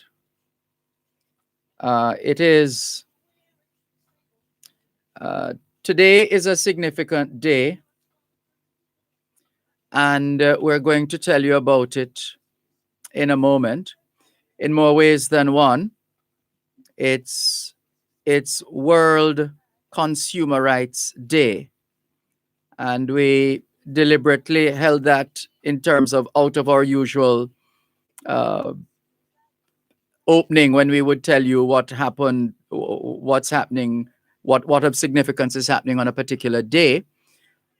In a moment, we're going to be making a link with our friends at the Consumer Affairs Commission to get more details on the significance of World Consumer Rights Day and all that we need to know. And so that is coming up in just a moment. We haven't forgotten you, our friends at the Consumer Affairs Commission. Stand by. We're coming to you shortly here on your program, Both Sides of the Story, Power 106 FM. Today is also known as the Ides of March. The Ides of March. That's IDES, the Ides of March. And the Ides there in the ancient Roman calendar is a day falling roughly in the middle of each month, the 15th day of March, for example, or May, July, and October, and the 13th of other months, from which other dates were calculated. And another bit of significant information in that regard before we take the break and come back with the Consumer Affairs Commission World Consumer Rights Day feature. And we ask you to get ready for that. All consumers should be keen to listen in to that feature, which is coming up in just a moment. But to go to the break, in terms of the significance of the Ides of March, it's the 74th day in the Roman calendar, corresponding to the 15th of March. It was marked by several religious observances and was notable for the Romans as a deadline for settling debts. And one wonders if that is the reason why this is tax day in Jamaica, the 15th of March, tax day. And also of significance, the date in 44 BC, the date became notorious as the date of the assassination of Julius Caesar. Perhaps we'll give you a little more of that later on, but stand by for our World Consumer Rights Day feature after the break. Knowledge is power. Class is in session. Power 106. You're listening to Power 106 FM. The time is now 3:45. The Ministry of Industry, Investment and Commerce presents MIIC Live on both sides of the story with Dervan Malcolm every first and third Thursday at 3:30 p.m. to 4 p.m. Learn more about the manufacturing strategy, modernization in trading, foreign direct investments, and much more right here on Power 106 FM. This broadcast of MIIC Live is brought to you by the Ministry of Industry, Investment and Commerce. Both sides of the story. Veronica Blake Carnegie presents Veronica's book launch and introducing The Lizards of Ligony along with other books at the Tom Redcombe Library, 2 Tom Redcombe Road, this Wednesday, March 17, 2 to 5 p.m. Join both sides of the story with Dervan Malcolm for a live broadcast as we bring you the highlights. This broadcast is brought to you by Veronica Blake Carnegie in association with the Tom Redcombe Library. That's a live broadcast of both sides of the story with Dervan Malcolm from Veronica's book launch this Wednesday, March 17, 2 to 5 p.m. right here on Power 106 FM. Dear Pastor with Reverend Dr. Aaron Damas on Power 106 FM is now 1 hour, 10 p.m. to 11 p.m. Monday to Thursday. 1 hour of solid advice, great interaction, and a belly full of laughs. That's Dear Pastor, now 1 power-packed hour, 10 p.m. to 11 p.m. Monday to Thursday here on Power 106 FM.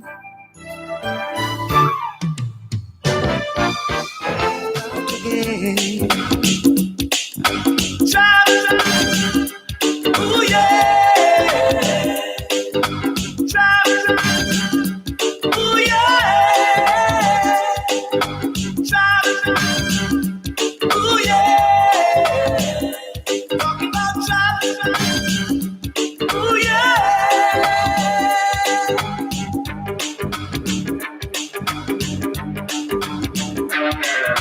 Seems like I've been playing the game for much too long. And it seems the game I've played, I've made you strong. But when this game is over, I won't end up the loser. And you know that I'll be walking out again. Oh, yes, you know that I'll be walking out again. Walking out. Your child. Ooh, yeah. Ooh, yeah. Ooh, yeah. Talking about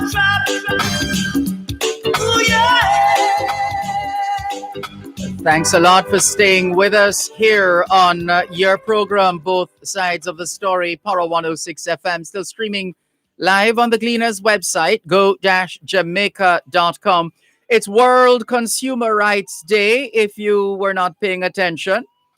Today, the 15th of March, 2021. And let's say hello and welcome to communications specialist, veteran although she doesn't show it at all. She's still looking like 16. Veteran communications specialist at the Consumer Affairs Commission, Ms. Dorothy Campbell. How are you? It's been a while. I'm speechless.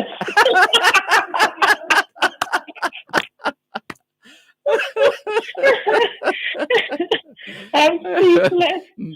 Well, it's been a while. Thank you. Yes, you. Indeed. Thank you so much for joining us here on both sides of the story. For the consumers listening to us now, wherever they are, and we don't want to take it for granted. When we speak of consumers, some of us tend to stratify to say, oh, it's only when you're buying this or when you're in this. It's amazing sometimes how people are able to process this kind of a position. So let's start there. Is it a fact to say that every single one of us is a consumer? That's a perfect statement, Dervan. Okay. Every living person who is engaged at any point in their lives in any kind of transaction, whether it's for goods or services, is considered a consumer. So whether you're owner of a factory buying parts for retooling, or whether you're just shopping for groceries, or whether you're in the market just picking up a few grown provisions, you are considered a consumer adult or child. And this is, of course, the 15th of March, World Consumer Rights Day. How did this come about? Whose idea was this?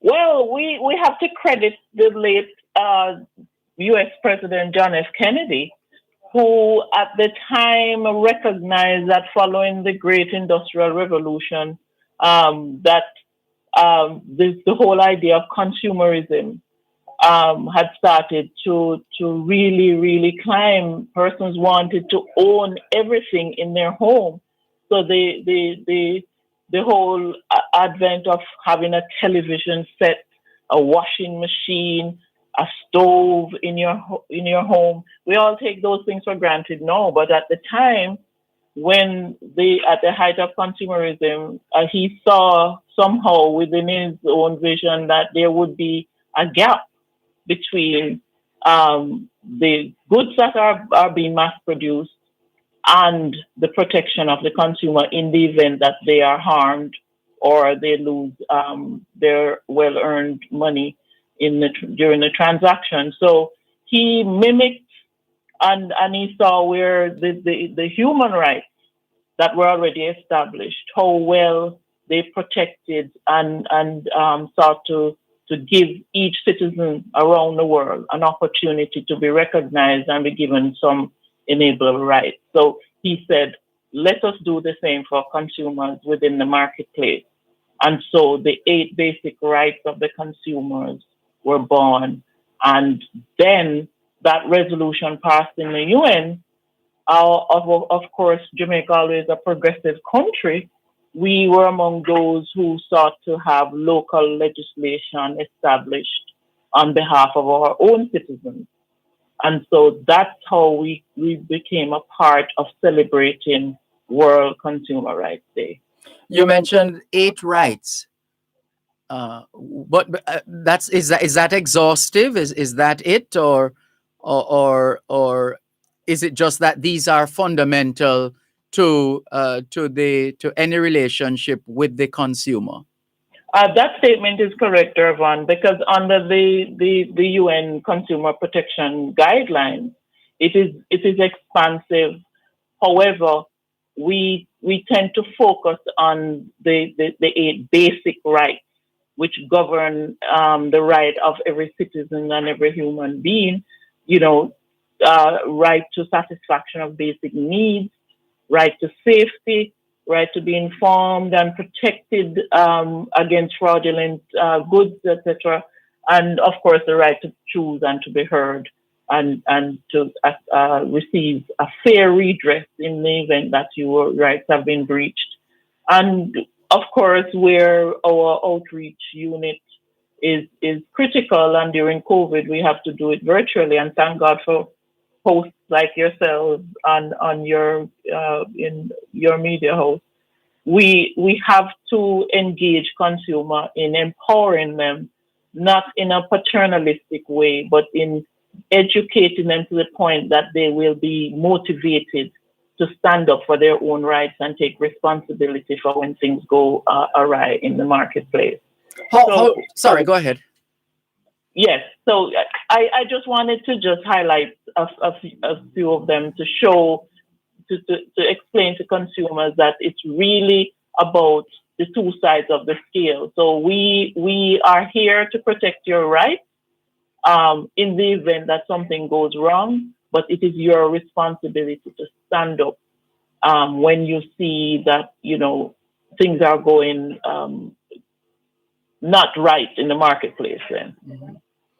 How long since you've been with the Consumer Affairs Commission, Dorothy Campbell? Too long, Dervan, and you know that.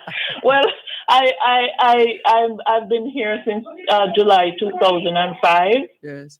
And it's been quite a journey. No, I asked the question because I'm trying to get a sense from you based on your experience, based on the evidence, the documentation, the research, etc. To what extent are you able to gauge the growth in consumer awareness when it comes to rights and responsibilities? Are we are we still just taking it, just sucking it up, so to speak, or are we taking steps to seek redress? What can you tell us about that dynamic over these 15 or 16 years? Well, Dervan, I think the reason our Consumer Affairs Commission really need to exist in a country like Jamaica is because the consumers are not necessarily as motivated and or as willing to stand up for the demands of their of their rights. Yeah, let me help you there, because we have a tendency in Jamaica to we might cuss and go on bad, as we put it in Jamaican parlance, but then we hug it up. Exactly. Right? Exactly. We know that we're paying too much for a particular item, and it's seriously inflated for whatever reason, but we are prepared to buy it, and we say, how much me pay for this? Why may I tell you, a thief them thief me, but Right. not going the next step, not taking the next step. And that's why we have a part of our education about how to complain successfully, because there's a phrase that we use that you can't bother. Yes. So Jamaicans tend to have that attitude. There is to answer your question a little bit more succinctly, this shifting demographic in terms of the complaints database is very minuscule. It's the same age group, the same general population that tends to go to the point where they will file a complaint in order to get fair redress, which of course I must remind consumers, we don't retain any of that cash or compensation. It goes directly to the consumer. So it is on your behalf, your tax dollars at work. And so we encourage consumers that if something has gone wrong and they've tried everything to resolve the issue with the vendor, they need to file a complaint, whether it is with the Consumer Affairs Commission or if they seek to go directly to get something tested, depending on the nature of the complaint at the Bureau of Standards, etc. But they need to be empowered by the information that we share on platforms like these and social media, etc., and be encouraged that there is a way to resolve the issue, and they must be patient and go through the process. And complaining to your friends is not enough. How would you characterize the effectiveness of the Consumer Affairs Commission in bringing resolution to matters brought before you by consumers who are prepared to come forward and defend their rights?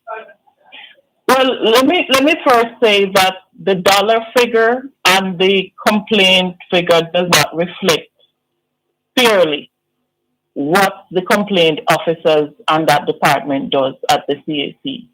Because while we may say the last calendar year we recouped over $12 million on behalf of consumers, and maybe we have over 1,000 complaints, it does not really explain what happens in the process, because our modus operandi is that we don't turn anyone away.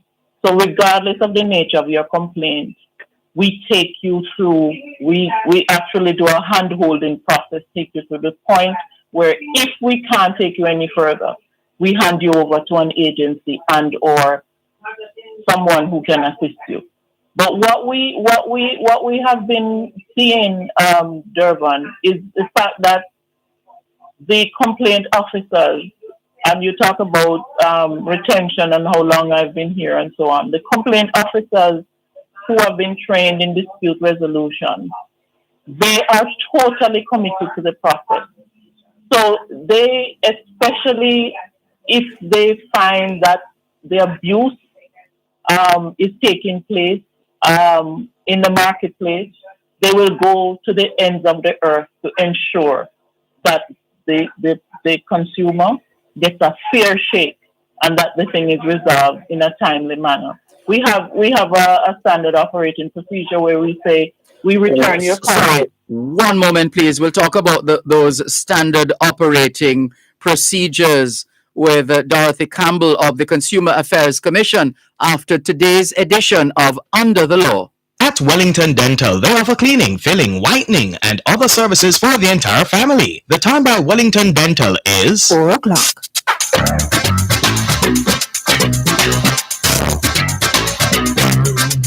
Under the law. Know your rights and how the laws of Jamaica can help you defend those rights. Under the law.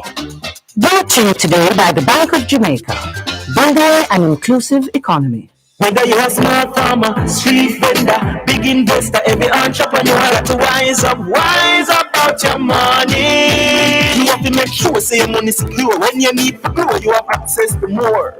Financial inclusion means that individuals and businesses have access to useful and affordable financial products and services that meet their needs. Access to more money, more credit, whatever your business needs. When you work hard for your money must work for you. Pastor, I have a problem. It's not a church matter, but I came to you because you're a wise old man. Wise? I hope so. Old? That's a topic for discussion. What's bothering you today, Angela? I know you're not a banker, but I hope you can help. Funny, because I became a pastor after I retired from one of the leading banks in Jamaica. No, look at that, eh? This is my lucky day. Like everybody else these days, I've been doing my business online with the bank I've been with for over 30 years. So what's the problem now? I have been seeing some new charges on my bank statement, which I can't explain. Have you complained to the bank?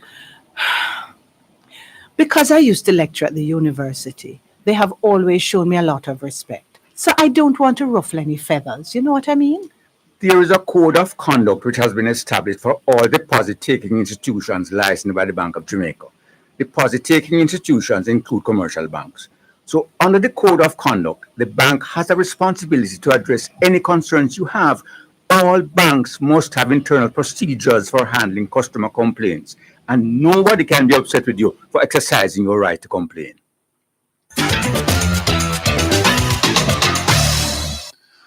That's right.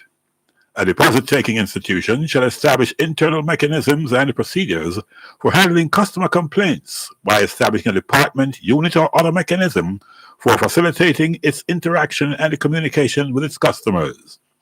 It must also designate a number of responsible officers specifically charged with the responsibility for handling customers' complaints. These officers shall also be the designated points of contact for customer complaints, and there must be a written customer complaints policy and procedures manual that is approved by the deposit-taking institution's board of directors. That's how it is under the law. Brought to you today by the Bank of Jamaica, building an inclusive economy. Join us Mondays at 6:45 and 8:45 a.m. and at 4 and 9:55 p.m. on Power 106 FM for Under the Law.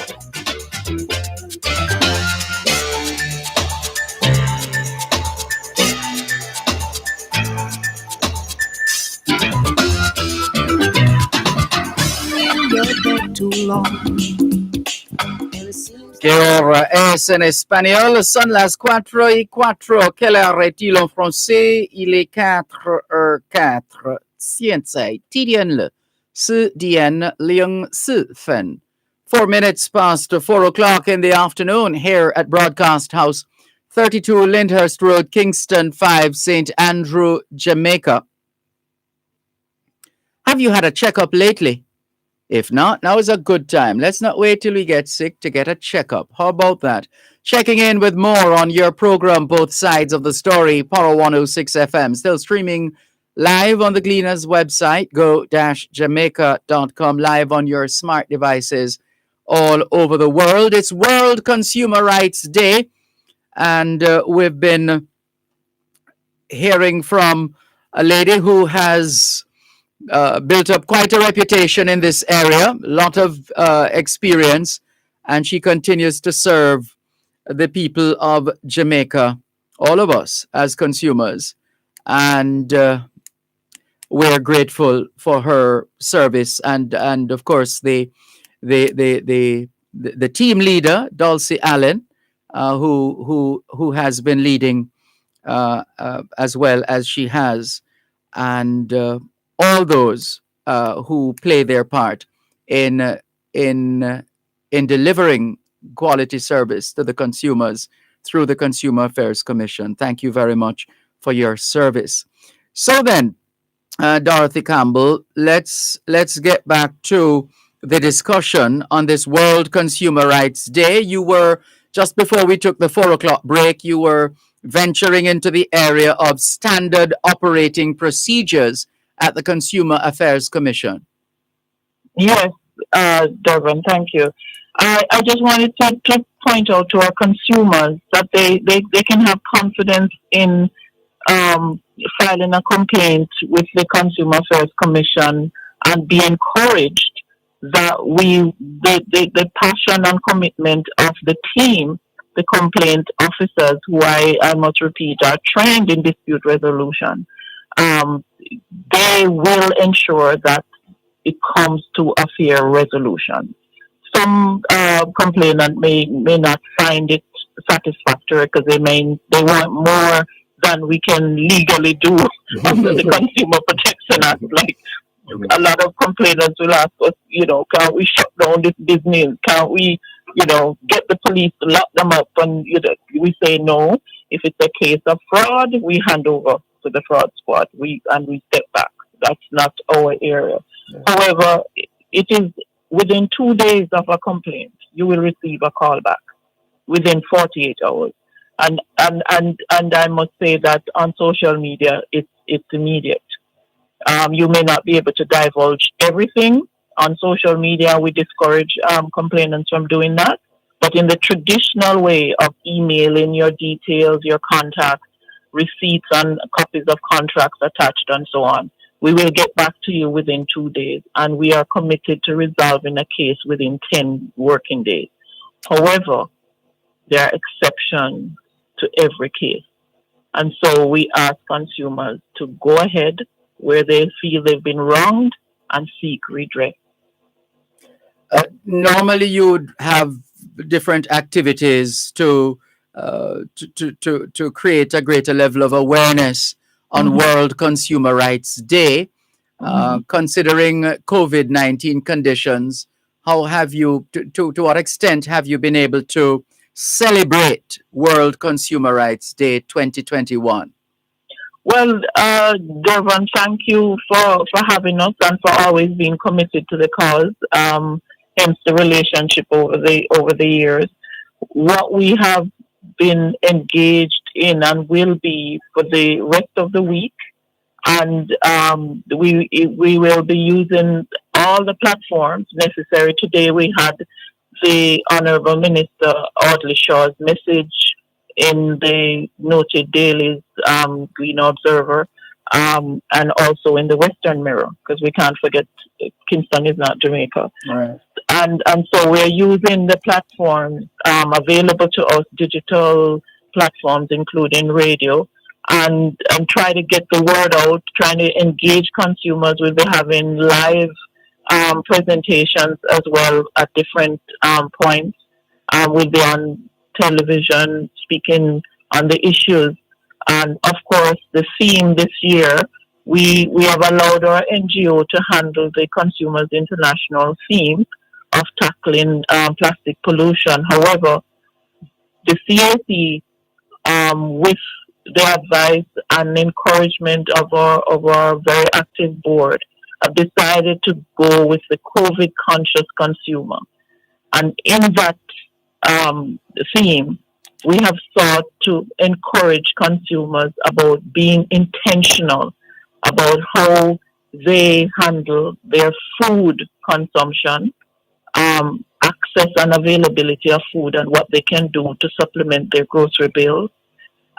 We have also sought to highlight waste disposal how do you take care of your environment, and how do you consider repurposing things that you would normally discard in order to maintain a clean and healthy environment.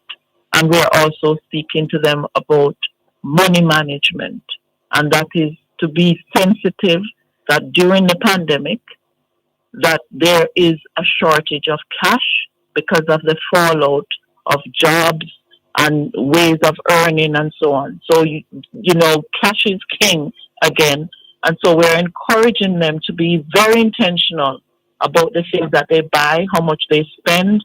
And so anything to supplement the budget in the family, those are the areas we want to touch. And food is the number one issue.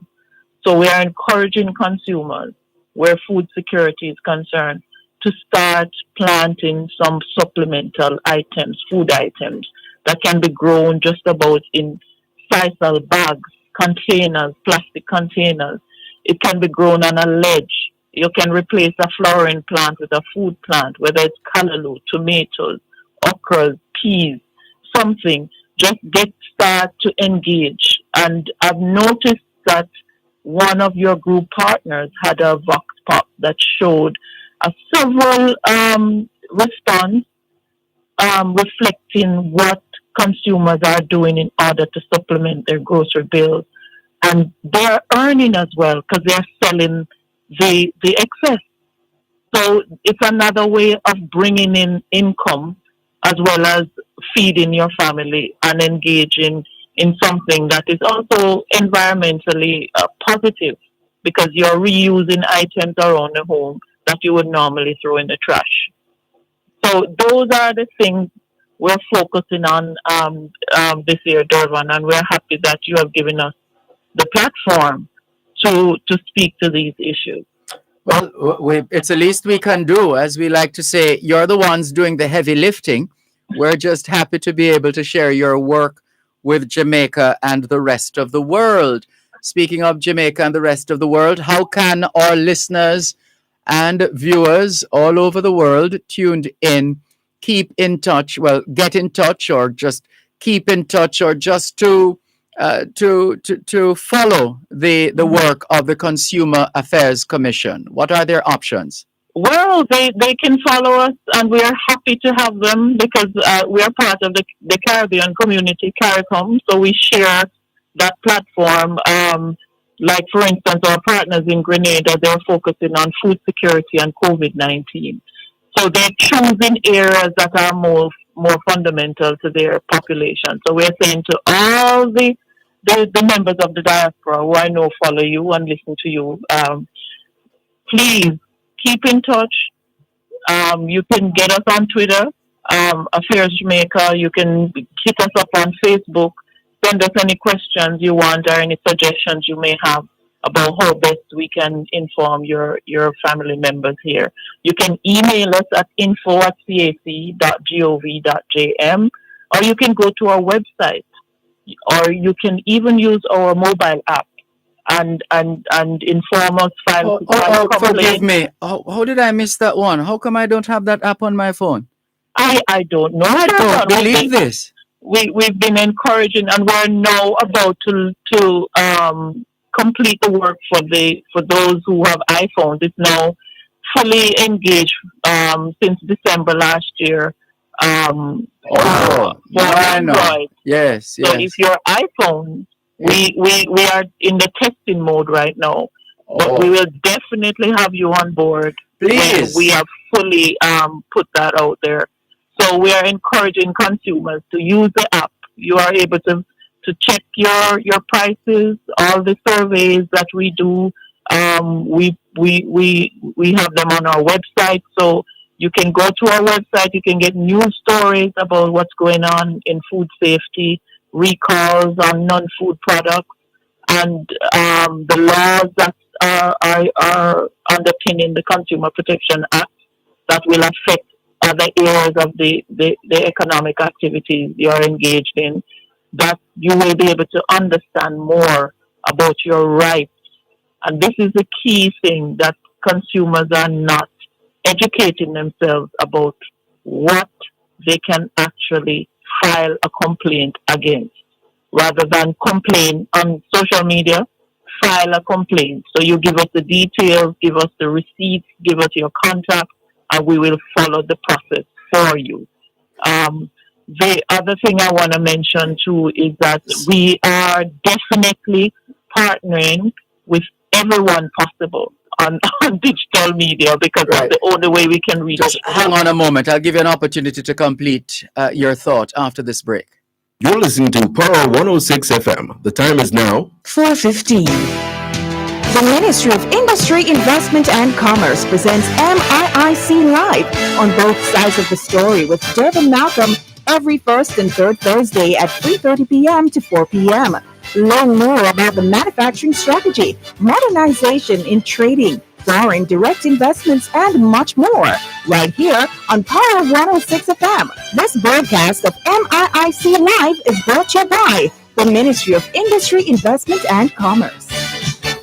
Both sides of the story.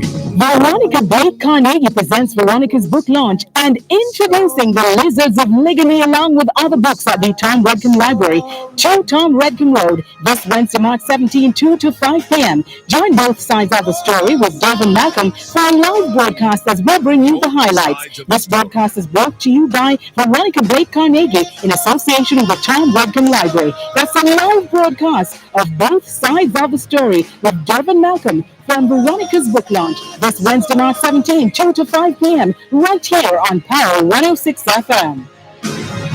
The following is a program advisory from Power 106 FM. Please be advised that the program Dear Pastor with the Reverend Dr. Aaron Dumas has been reduced to 1 hour, 10 p.m. to 11 p.m. Monday to Thursday, starting Monday, November 2.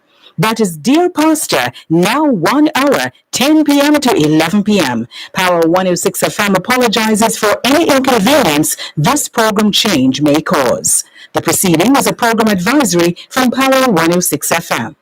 Sleeping in your bed too long, and it seems like you've been planning to do me wrong. But evil concentrated must be disintegrated. So you see that I'll be walking out again. Y ahora es en español, son las 4:17 que le retiro en français, les 4:17. Ciencia, TDN CDN Shi Fen. 17 minutes past 4 o'clock in the afternoon here at Broadcast House, 32 Lyndhurst Road, Kingston 5, St. Andrew, Jamaica. Have you done your homework yet? If not, now is a good time. Good afternoon to all the schoolers listening to us, all the students from the early childhood level to the secondary level. Trust you had a productive day of learning today. Hope you also managed to get in some physical activity, just as important as mental activity. As we always say, young people, socialization makes you educable. Education makes you trainable. Training makes you employable. And the right attitude makes you successful. Homework time, young people. Online is a lady who has long done her homework, and that's why she is where she is, doing what she does and doing it well. She's a communication specialist with the Consumer Affairs Commission. She is Dorothy Campbell, and she's been sharing with us all we need to know about World Consumer Rights Day, about the work of the Consumer Affairs Commission, the theme of the day, and some of the issues being highlighted by the Consumer Affairs Commission, not just today, World Consumer Rights Day, but for the rest of the week, and also giving you the points of contact, giving all of us the points of contact, how to get in touch with the Consumer Affairs Commission, how to stay in touch, how to follow the Consumer Affairs Commission, etc. But you had another thought you were finishing when we took the break, Dorothy Campbell. Yes, just follow us on Twitter, #COVID Conscious Consumer. But I also want to piggyback on your advice, your daily advice to the students. Yes. Ensure that they don't consume too much empty calories and those foods that are not of any nutritional value. because we have an overabundance of NCDs, non-communicable diseases. That's correct. And so these excessive amounts of salts and sugars have proven to be deleterious to human health. And so we don't want our children to fall victim to the elephant in the room. Well, he's no longer in the room on the globe, the pandemic. So we're saying choose wisely what you consume, because the fact that part of our role is to partner on different task force to develop new policies and new regulations. One of them, which we are proud of, is the campaign for front labeling, so everyone can understand what it is that they're eating. The campaign for front labeling, for those who have not been following, what is that? Well, the Heart Foundation of Jamaica. In fact, that's what Friday. They actually told us, but this is a different day, different time, perhaps even different audience members who might have missed that. Right. Yes. The movement now is Caribbean wide, and what the aim is, the Heart Foundation of Jamaica is our partner on this. What they're choosing to promote is that the foods that are labeled should carry that label at the front of the product, so that consumers just on a cursory glance will be able to see how much salt, how much sugar, and all the names. There's hundreds of names that they use to label sugar. That you'll understand how much you're actually consuming, and that way people will be able to make wise choices. That's one of your rights, and be able to spend your money wisely, the little money you have, because it's really dwindling in the pandemic. Oh yeah. So we want to encourage eat up the fruits and vegetables, and there are different ways, attractive ways. The Heart Foundation is also encouraging consumers within the family and the household to choose the meals that are attractive to the children as well as nutritional. So it will become, they will grow up consuming the right amount of right foods in the right amount. So that's something that I want to highlight, that we're not doing all of this alone. We also are working with different standards bodies, with the Bureau of Standards, to ensure that products are safe, and that when consumers purchase them, they can purchase them with the confidence that you won't sit on a chair and it falls apart, that it will stand up to your expectations. So that is also part of our work. Happy that we've been able to give you extra time to remind. No, seriously, to remind our consumers of the breadth and depth of the work that you do at the CAC. You're not a once a year organization. You're not a World Consumer Rights Day organization. You are always in the field, one way or another, serving us as consumers. And we really want to thank you and the team for your work in that regard. In the meantime, as you've said, today is the day, but you do have one or two things that you're going to be doing, publications perhaps, and media output that is going to help to reinforce. And we're having a live on Wednesday, which we want persons to participate. We'll be discussing the rights and responsibilities of the consumer with our Western Region Director, Richard Rowe. So we want persons to zoom in on that one as well. Right, and again, to connect, to get the details of At Affairs Jamaica, or you can go to our Facebook page, Consumer Affairs Commission Jamaica. So you'll find it on Facebook or Twitter, the link. So you'll be able to join us on Wednesday at 10 a.m. And that way you can ask all the questions you need to ask about your rights and responsibilities as a consumer. Consumers, hope you heard that. Did you say Wednesday? Wednesday at 10 a.m. Wednesday morning at 10. Wednesday morning at 10. The Consumer Affairs Commission will be live, and that means live on Zoom, on Facebook, Twitter. You'll get the link. You'll be able to pick up the link on Twitter as well. Great. But you'll definitely be on Facebook.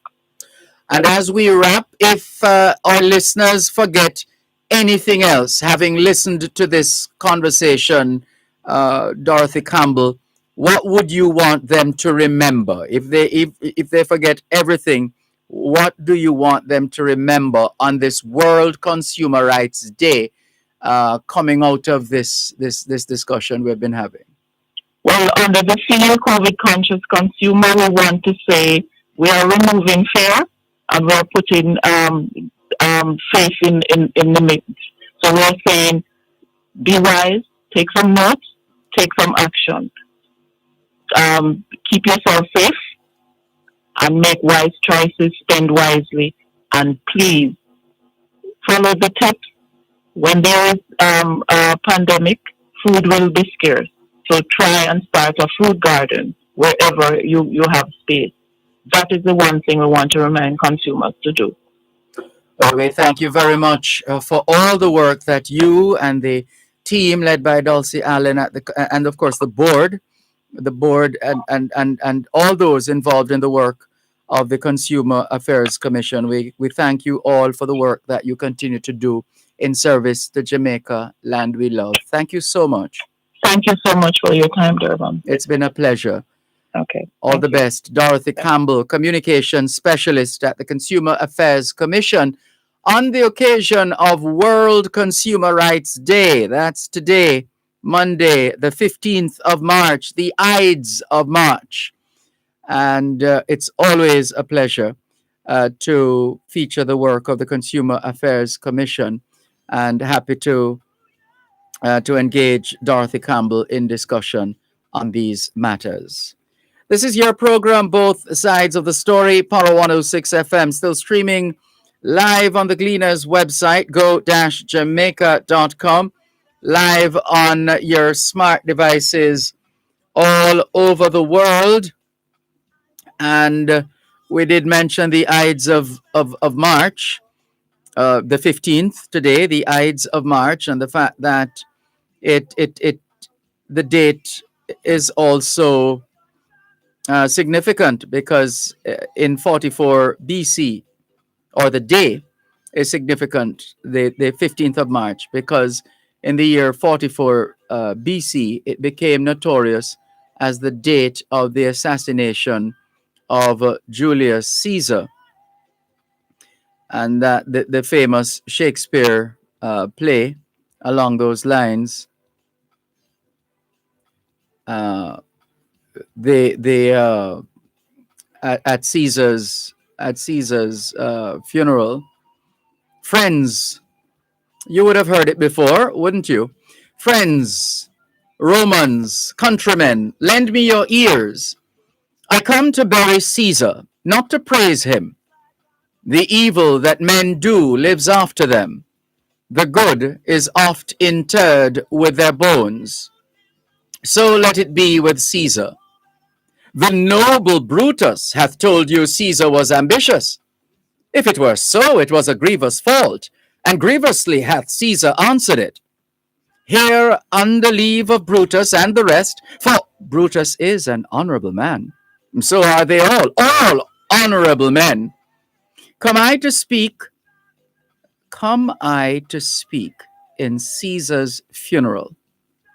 He was my friend, faithful and just to me, but Brutus says he was ambitious. And Brutus is an honorable man. He hath brought many captives home to Rome, whose ransoms did the general coffers fill. Did this in Caesar seem ambitious? When that the poor have cried, Caesar hath wept.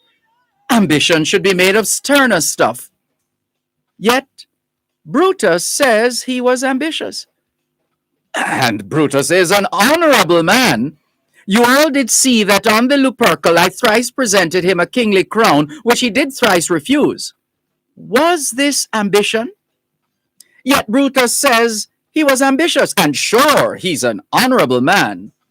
I speak not to disprove what Brutus spoke, but here I am to speak what I do know. You all did love him once, not without cause. What cause withholds you then to mourn for him? O judgment, thou art fled to brutish beasts, and men have lost their reason. Bear with me, my heart is in the coffin, there with Caesar, and I must pause till it come back to me. You're listening to Power 106 FM. The time is now 4:30. The Jamaica Customs Agency is inviting all licensed customs brokers to its Triple C Virtual Forum for Brokers Only, Wednesday, March 17, 2021, from 10 a.m. to 12 noon, under the theme Trade and Tariff Matters. Visit www.jacustoms.gov.jm to register and to participate. Customs brokers, this forum is designed especially for you. So click, connect, and converse with Customs. Jamaica Customs, keeping our brokers in focus. Ready to build, repair, or renovate? Arc Manufacturing Limited is here to serve all your building material needs. We deliver all your roofing, nails, lumber, fencing, wire, cement, and steel products island-wide. Call or visit any of our locations in Kingston and Montego Bay, or check out our website at www.arcja.com. Arc Manufacturing Limited, your building materials specialist. Both sides of the story. Veronica Blake Carnegie presents Veronica's book launch and introducing The Lizards of Ligamy along with other books at the Tom Redkin Library, 2 Tom Redkin Road, this Wednesday, March 17, 2 to 5 p.m. Join both sides of the story with Dervan Malcolm for a live broadcast as we bring you the highlights. This broadcast is brought to you by Veronica Blake Carnegie in association with the Tom Redkin Library. That's a live broadcast of both sides of the story with Dervan Malcolm from Veronica's book launch this Wednesday, March 17, 2 to 5 p.m. right here on Power 106 FM. Listen to the story of the Jamaican diaspora on Diaspora Check-In every Wednesday at 4:30 p.m. during both sides of the story with host Dervan Malcolm, the story of Jamaicans at home and abroad. That's Diaspora Check-In every Wednesday during both sides of the story, brought to you by JK Western Union. Receive money directly into your bank account today.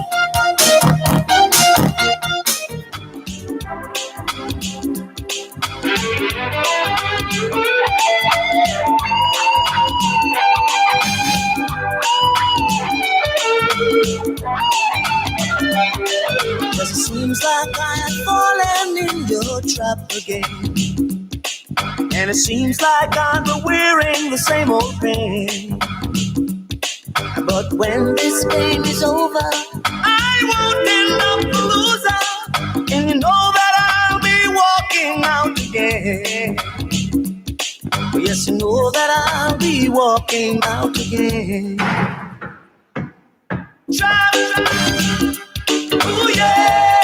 ¿Qué hora es en español? Son las 5 menos 27. Quelle heure est-il en français? Les 5 heures moins 27. 现在几点了？5点加27分. 27 minutes to 5 o'clock in the afternoon here at Broadcast House, 32 Lyndhurst Road, Kingston 5, St. Andrew, Jamaica. Do you know where your children are? Are they where they're supposed to be? Doing what they're supposed to be doing? It's a good time to check up on the children. A good time for us to continue with more on your program, Both Sides of the Story, Power 106 FM, still streaming live on the Gleaners website, go-jamaica.com. Karen Brooks on YouTube says, I enjoyed that reflection on Caesar. Happy that you did. Happy that you did, Karen. Thank you very much for joining us here on Both Sides of the Story, Power 106 FM. Bernard Farquharson says, Mr. Malcolm, thanks for the number. That was the request for the number, the office number for Attorney at Law Gloria Brown. Angelia Christian is in London. She says, good afternoon, Dervan Knight from London, UK. Hello to all students at Stony Hill Technical High School, Angel Foundation, UKJA. Lovely orange shirt, Dervan, says Angel. Thank you, Angel. Or Jajo Caraza says, blessed love to each and every one. Blessed love to you, or Jajo Caraza.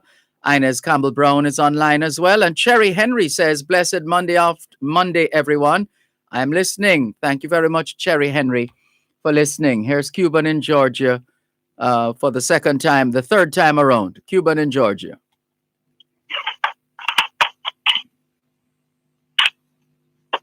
Are you there? Hello? Yes, good afternoon again, sir. Good afternoon. Yes, I want to talk about the problem over by RGL there. RGL is the only source of oxygen for years in Jamaica. How could they not be prepared for from the sea from March last year? They don't get their ducks in order, sir. Yeah, well, they again, the impact of COVID-19 has, as we have seen globally, has caught a lot of organizations, institutions, individuals flat-footed. Not necessarily because they did not. Not necessarily because. No, don't bother go with that one. Don't say that one, please. But not necessarily because they did not prepare. But just that the magnitude of the problem is such that it's very easy to see, as we have seen globally, institutions, organizations, individuals being overwhelmed. It's just a lot.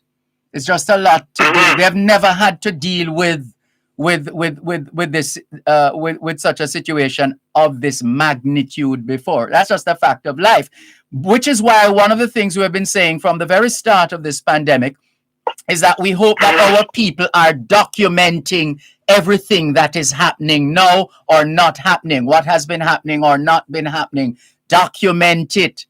And documenting documenting it, not to put it on a shelf somewhere, but documenting it with a view of building more resilient organizations, institutions, so that in the event, or it's just a matter of time, when the next pandemic would have hit, most of us perhaps will would no longer be around. But whenever that time comes, hopefully, our people at that time will be even better prepared than we have to be more resilient. Yes. We have to be more resilient. Yes. And sometimes, Sir Malcolm, these are the things that we complain about. And until it breaks, we are reactive, sir. Until it breaks, we are reactive. It don't make no sense. Yes, we have to learn. We have we gotta do better, sir. Yeah. The next thing I want to talk about, and last time I was talking about the JUTC, and he was telling me about it's a dead horse. I'm beating a dead horse. I don't recall using that term, but go ahead. Yeah, no, you said Mike Henry with the train system. Yeah, there was an attempt. There was an attempt to revive the train service, and but it has once again been derailed. What I'm saying, Sir Malcolm, with all of this, how could we have the people catch up on one another in a taxi, and in the bus, them people and the people armpit, although them have on them masks and stuff. If we did have a train, people could be like 6 feet apart, and we could have said, okay, one in this seat, and none in this seat, and the next one in this seat. Yeah, well, clearly there was understood, but clearly there was a breakdown in the management, the effective management of the Jamaica Railway service, and apparently it started out quite fine and was serving Jamaica well. Yes, we had a couple of major major crashes. But yes, because I saw the footage on YouTube or something with the train, with the Jamaica color on it. But I'm saying that, what happened, sir? What happened? Yeah, it's just a failure of management once again, a failure of management, failure to effectively manage the Jamaica Railway service, and a case of the state perhaps dropping the ball in terms of what happened in and around the areas where the train service operated, because after a while people were robbing the train, and the train was not, the service was not viable. Again, though, being a public transport service, we really shouldn't expect too much in terms, or anything at all, with respect to profitability, because in order to really serve the members of the public, it's going to require it, and it requires a lot of resources. And so you can never, it's never about profit, as we keep repeating on this program. There's only, I hear you always say that's true. right. So the country was perhaps just not having the resources either being mismanaged, or the whole operation being mismanaged, and not being able to find and the additional money to fund the operation of the railway service, and so it was allowed to go down. So like how we have the JUTC failing and we have the train failing, why can't we merge them together, Sir Malcolm? Well, that was the plan. That was the plan we used to hear Mike Henry talk about, the multimodal transport system, where you could a system where you could walk off the train and down to the bus station, and you get a bus, and another a bus could take you to the airport. I mean, I've had the pleasure of traveling in that regard, coming off the plane at which one of the airports? I mix them up from time to time, either Heathrow or Gatwick, one of them. Getting off the aircraft, coming out of the airport, and then catching a train to go to get a little closer to my destination, and then there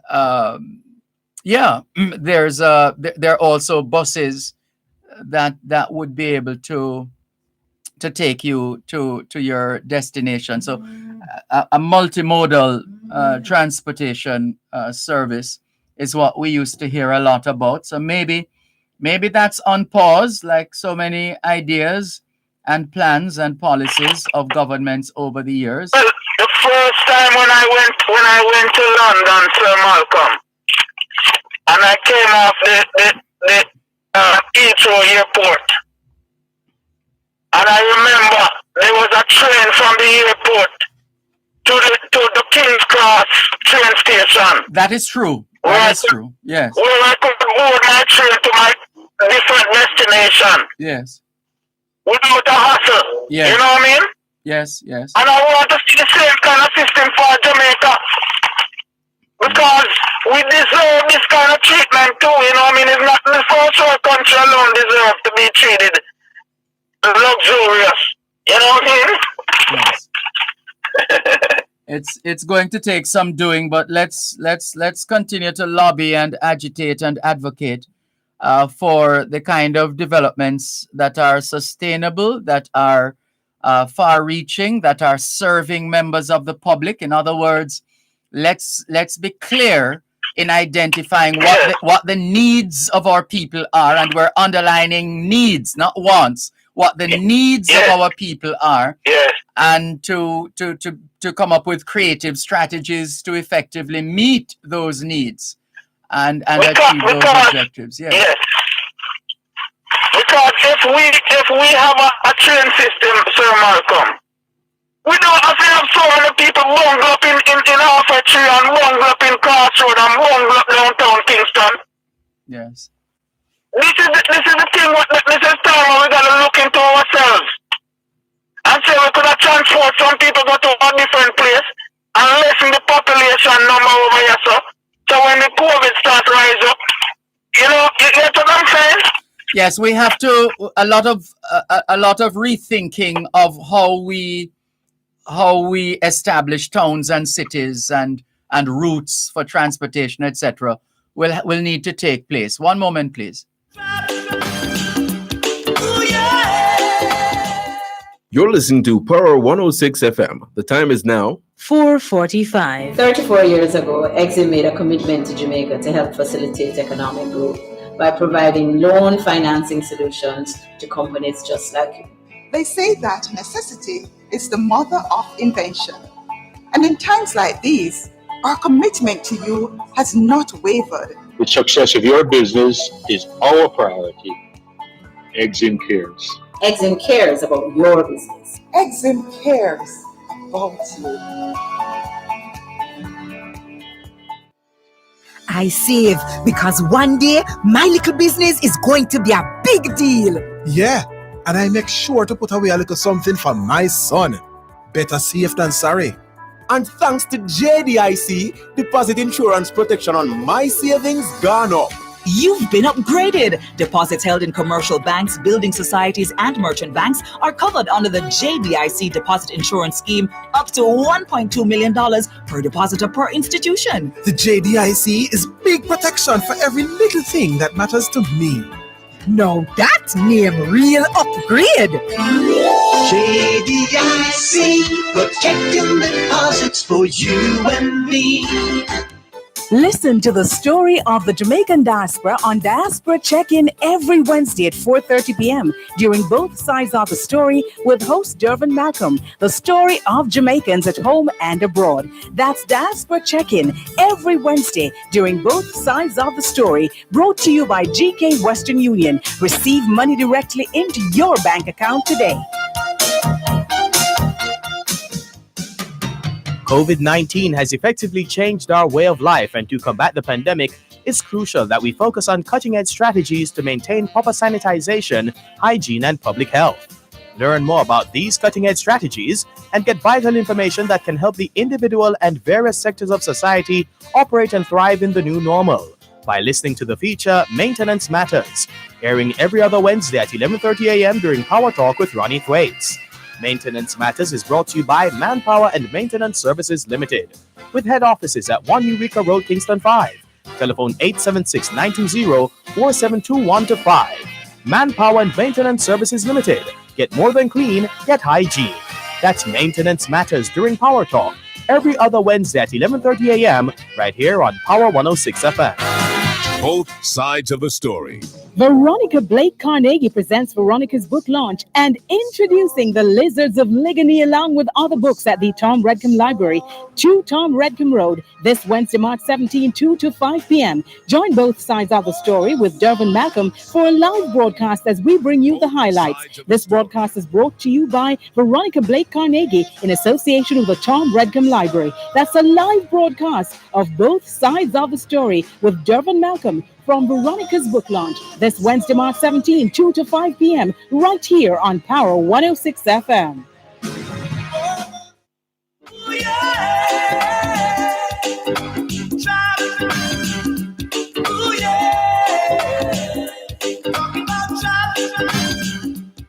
Que hora es en español? Son las 5 menos 12. Quelle heure est-il en français? Les 5 heures moins 12.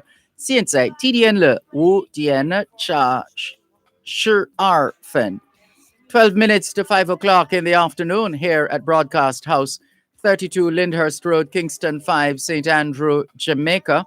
Good afternoon to all working Jamaicans tuned into both sides of the story here on Power 106 FM.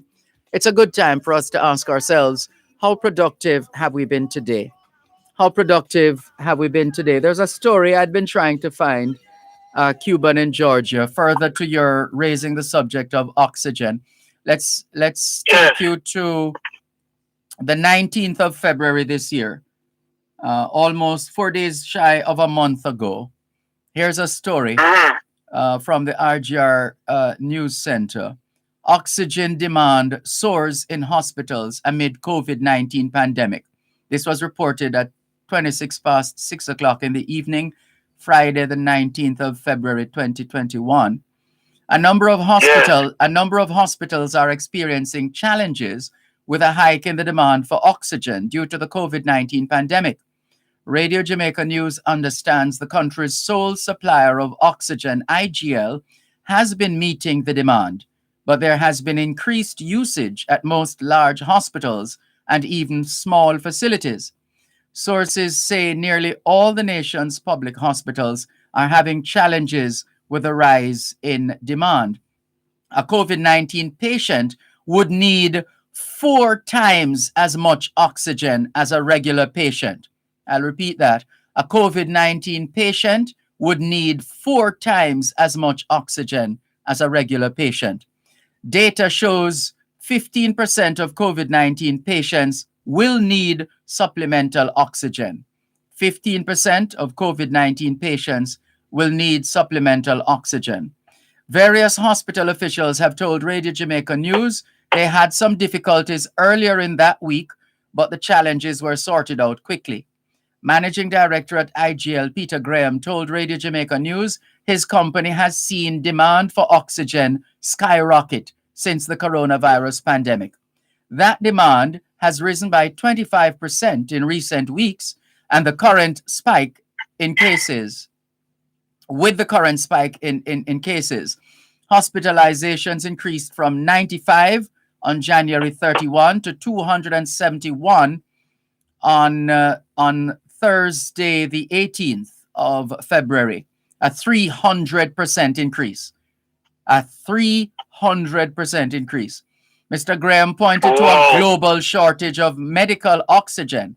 Mr. Graham pointed to a global shortage of medical oxygen and credited his company's investment in manufacturing oxygen locally as part of an import substitution policy in 2018. So can you imagine if we didn't have that import substitution policy in 2018 when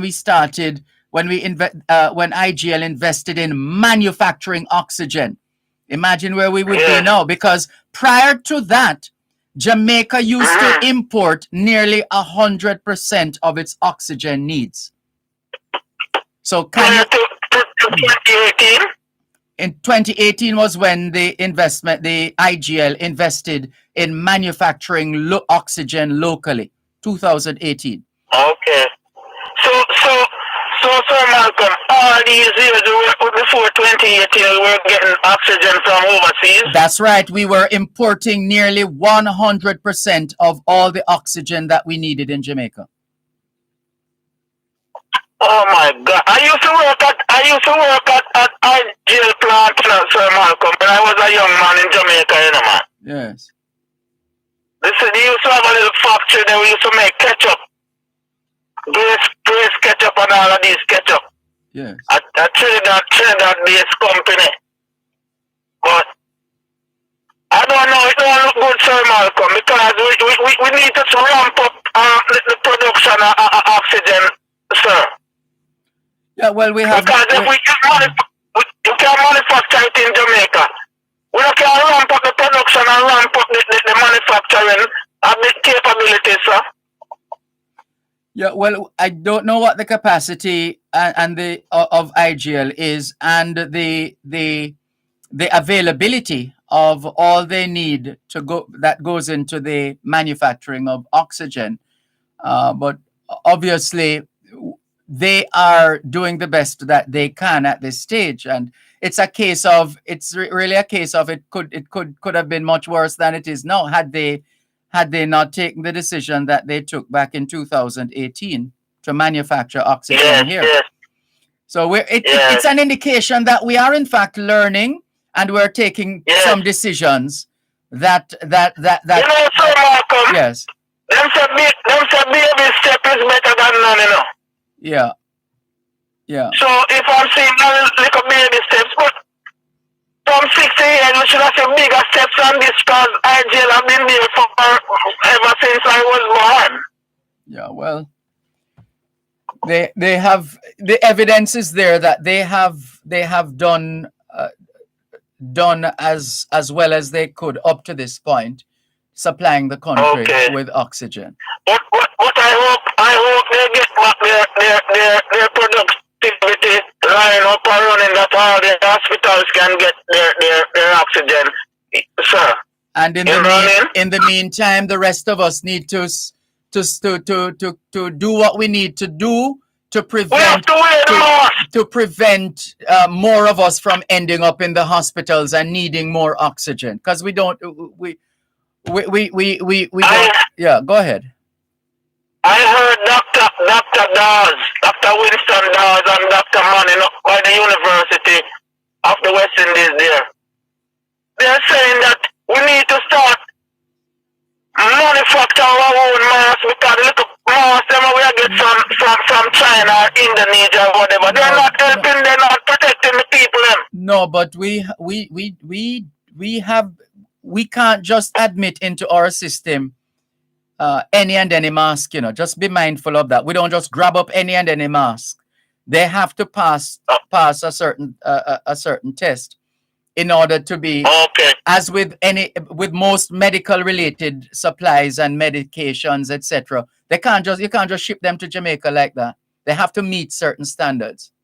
I heard the cotton mask, them, Sir Malcolm. That's the one I wear, the one the cotton. But you're talking about making masks. We've been making tons of masks in Jamaica, a whole heap of masks. Yeah? Yes, man. We've been making a lot of masks in So Jamaica. why the people are not wearing the mask themselves? They're selling it. Now me the government said they're gonna start just make people just like buy them and just give them out to the people, because the people, I don't know what is happening. Maybe they want to test the hospital system and to test how much oxygen they're going to need. But let's leave it there for now. A serious thing. Thank you for the call. All right. Yes, sir. Have a good weekend. Have a good Monday afternoon, sir. You too. Take care. This is your program, Both Sides of the Story, Power 106 FM, still streaming live on the Gleaners website, go-jamaica.com, live on your smart devices all over the world. And thank you very much. The book launch is on Wednesday, as you heard. So we're looking forward to that broadcast on Wednesday. Veronica Carnegie's book launch, Tom Redcombe Library, on Wednesday afternoon. Let's see if our friends on YouTube will be able to ramp up those numbers so we can go live on YouTube from Tom Redcombe on Wednesday. Let's see. Can we thank you once again for the privilege of serving you on yet another edition of your program, Both Sides of the Story, for today. Monday, the 15th of March, World Consumer Rights Day, the Ides of March 2021. All things being well, Both Sides of the Story returns tomorrow afternoon, 2 to 5. Till then, this is Dervan Malcolm reminding all of us that every day is an opportunity to do better than yesterday. Take care. Seems like I am falling in your trap again, and it seems like I'm wearing the same old pain. But when this game is over, I won't end up a loser, and you know that I'll be walking out again. Oh, yes, you know that I'll be walking out again. Trap, ooh yeah.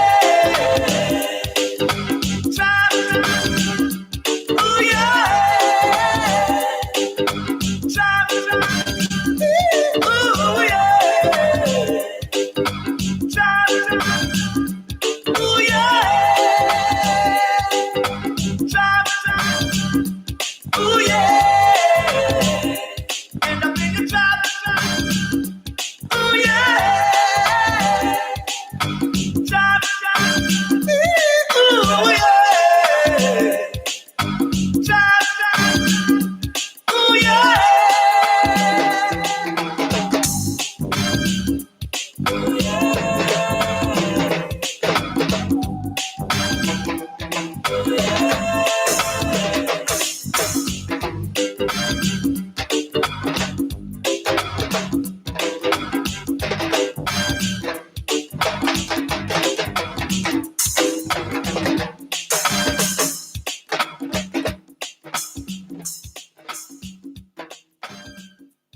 You're listening to Power 106 FM. The time is now 5 o'clock. News, comprehensive, powerful, and credible. Power 106 FM now presents a simulcast of Radio Jamaica's news at 5.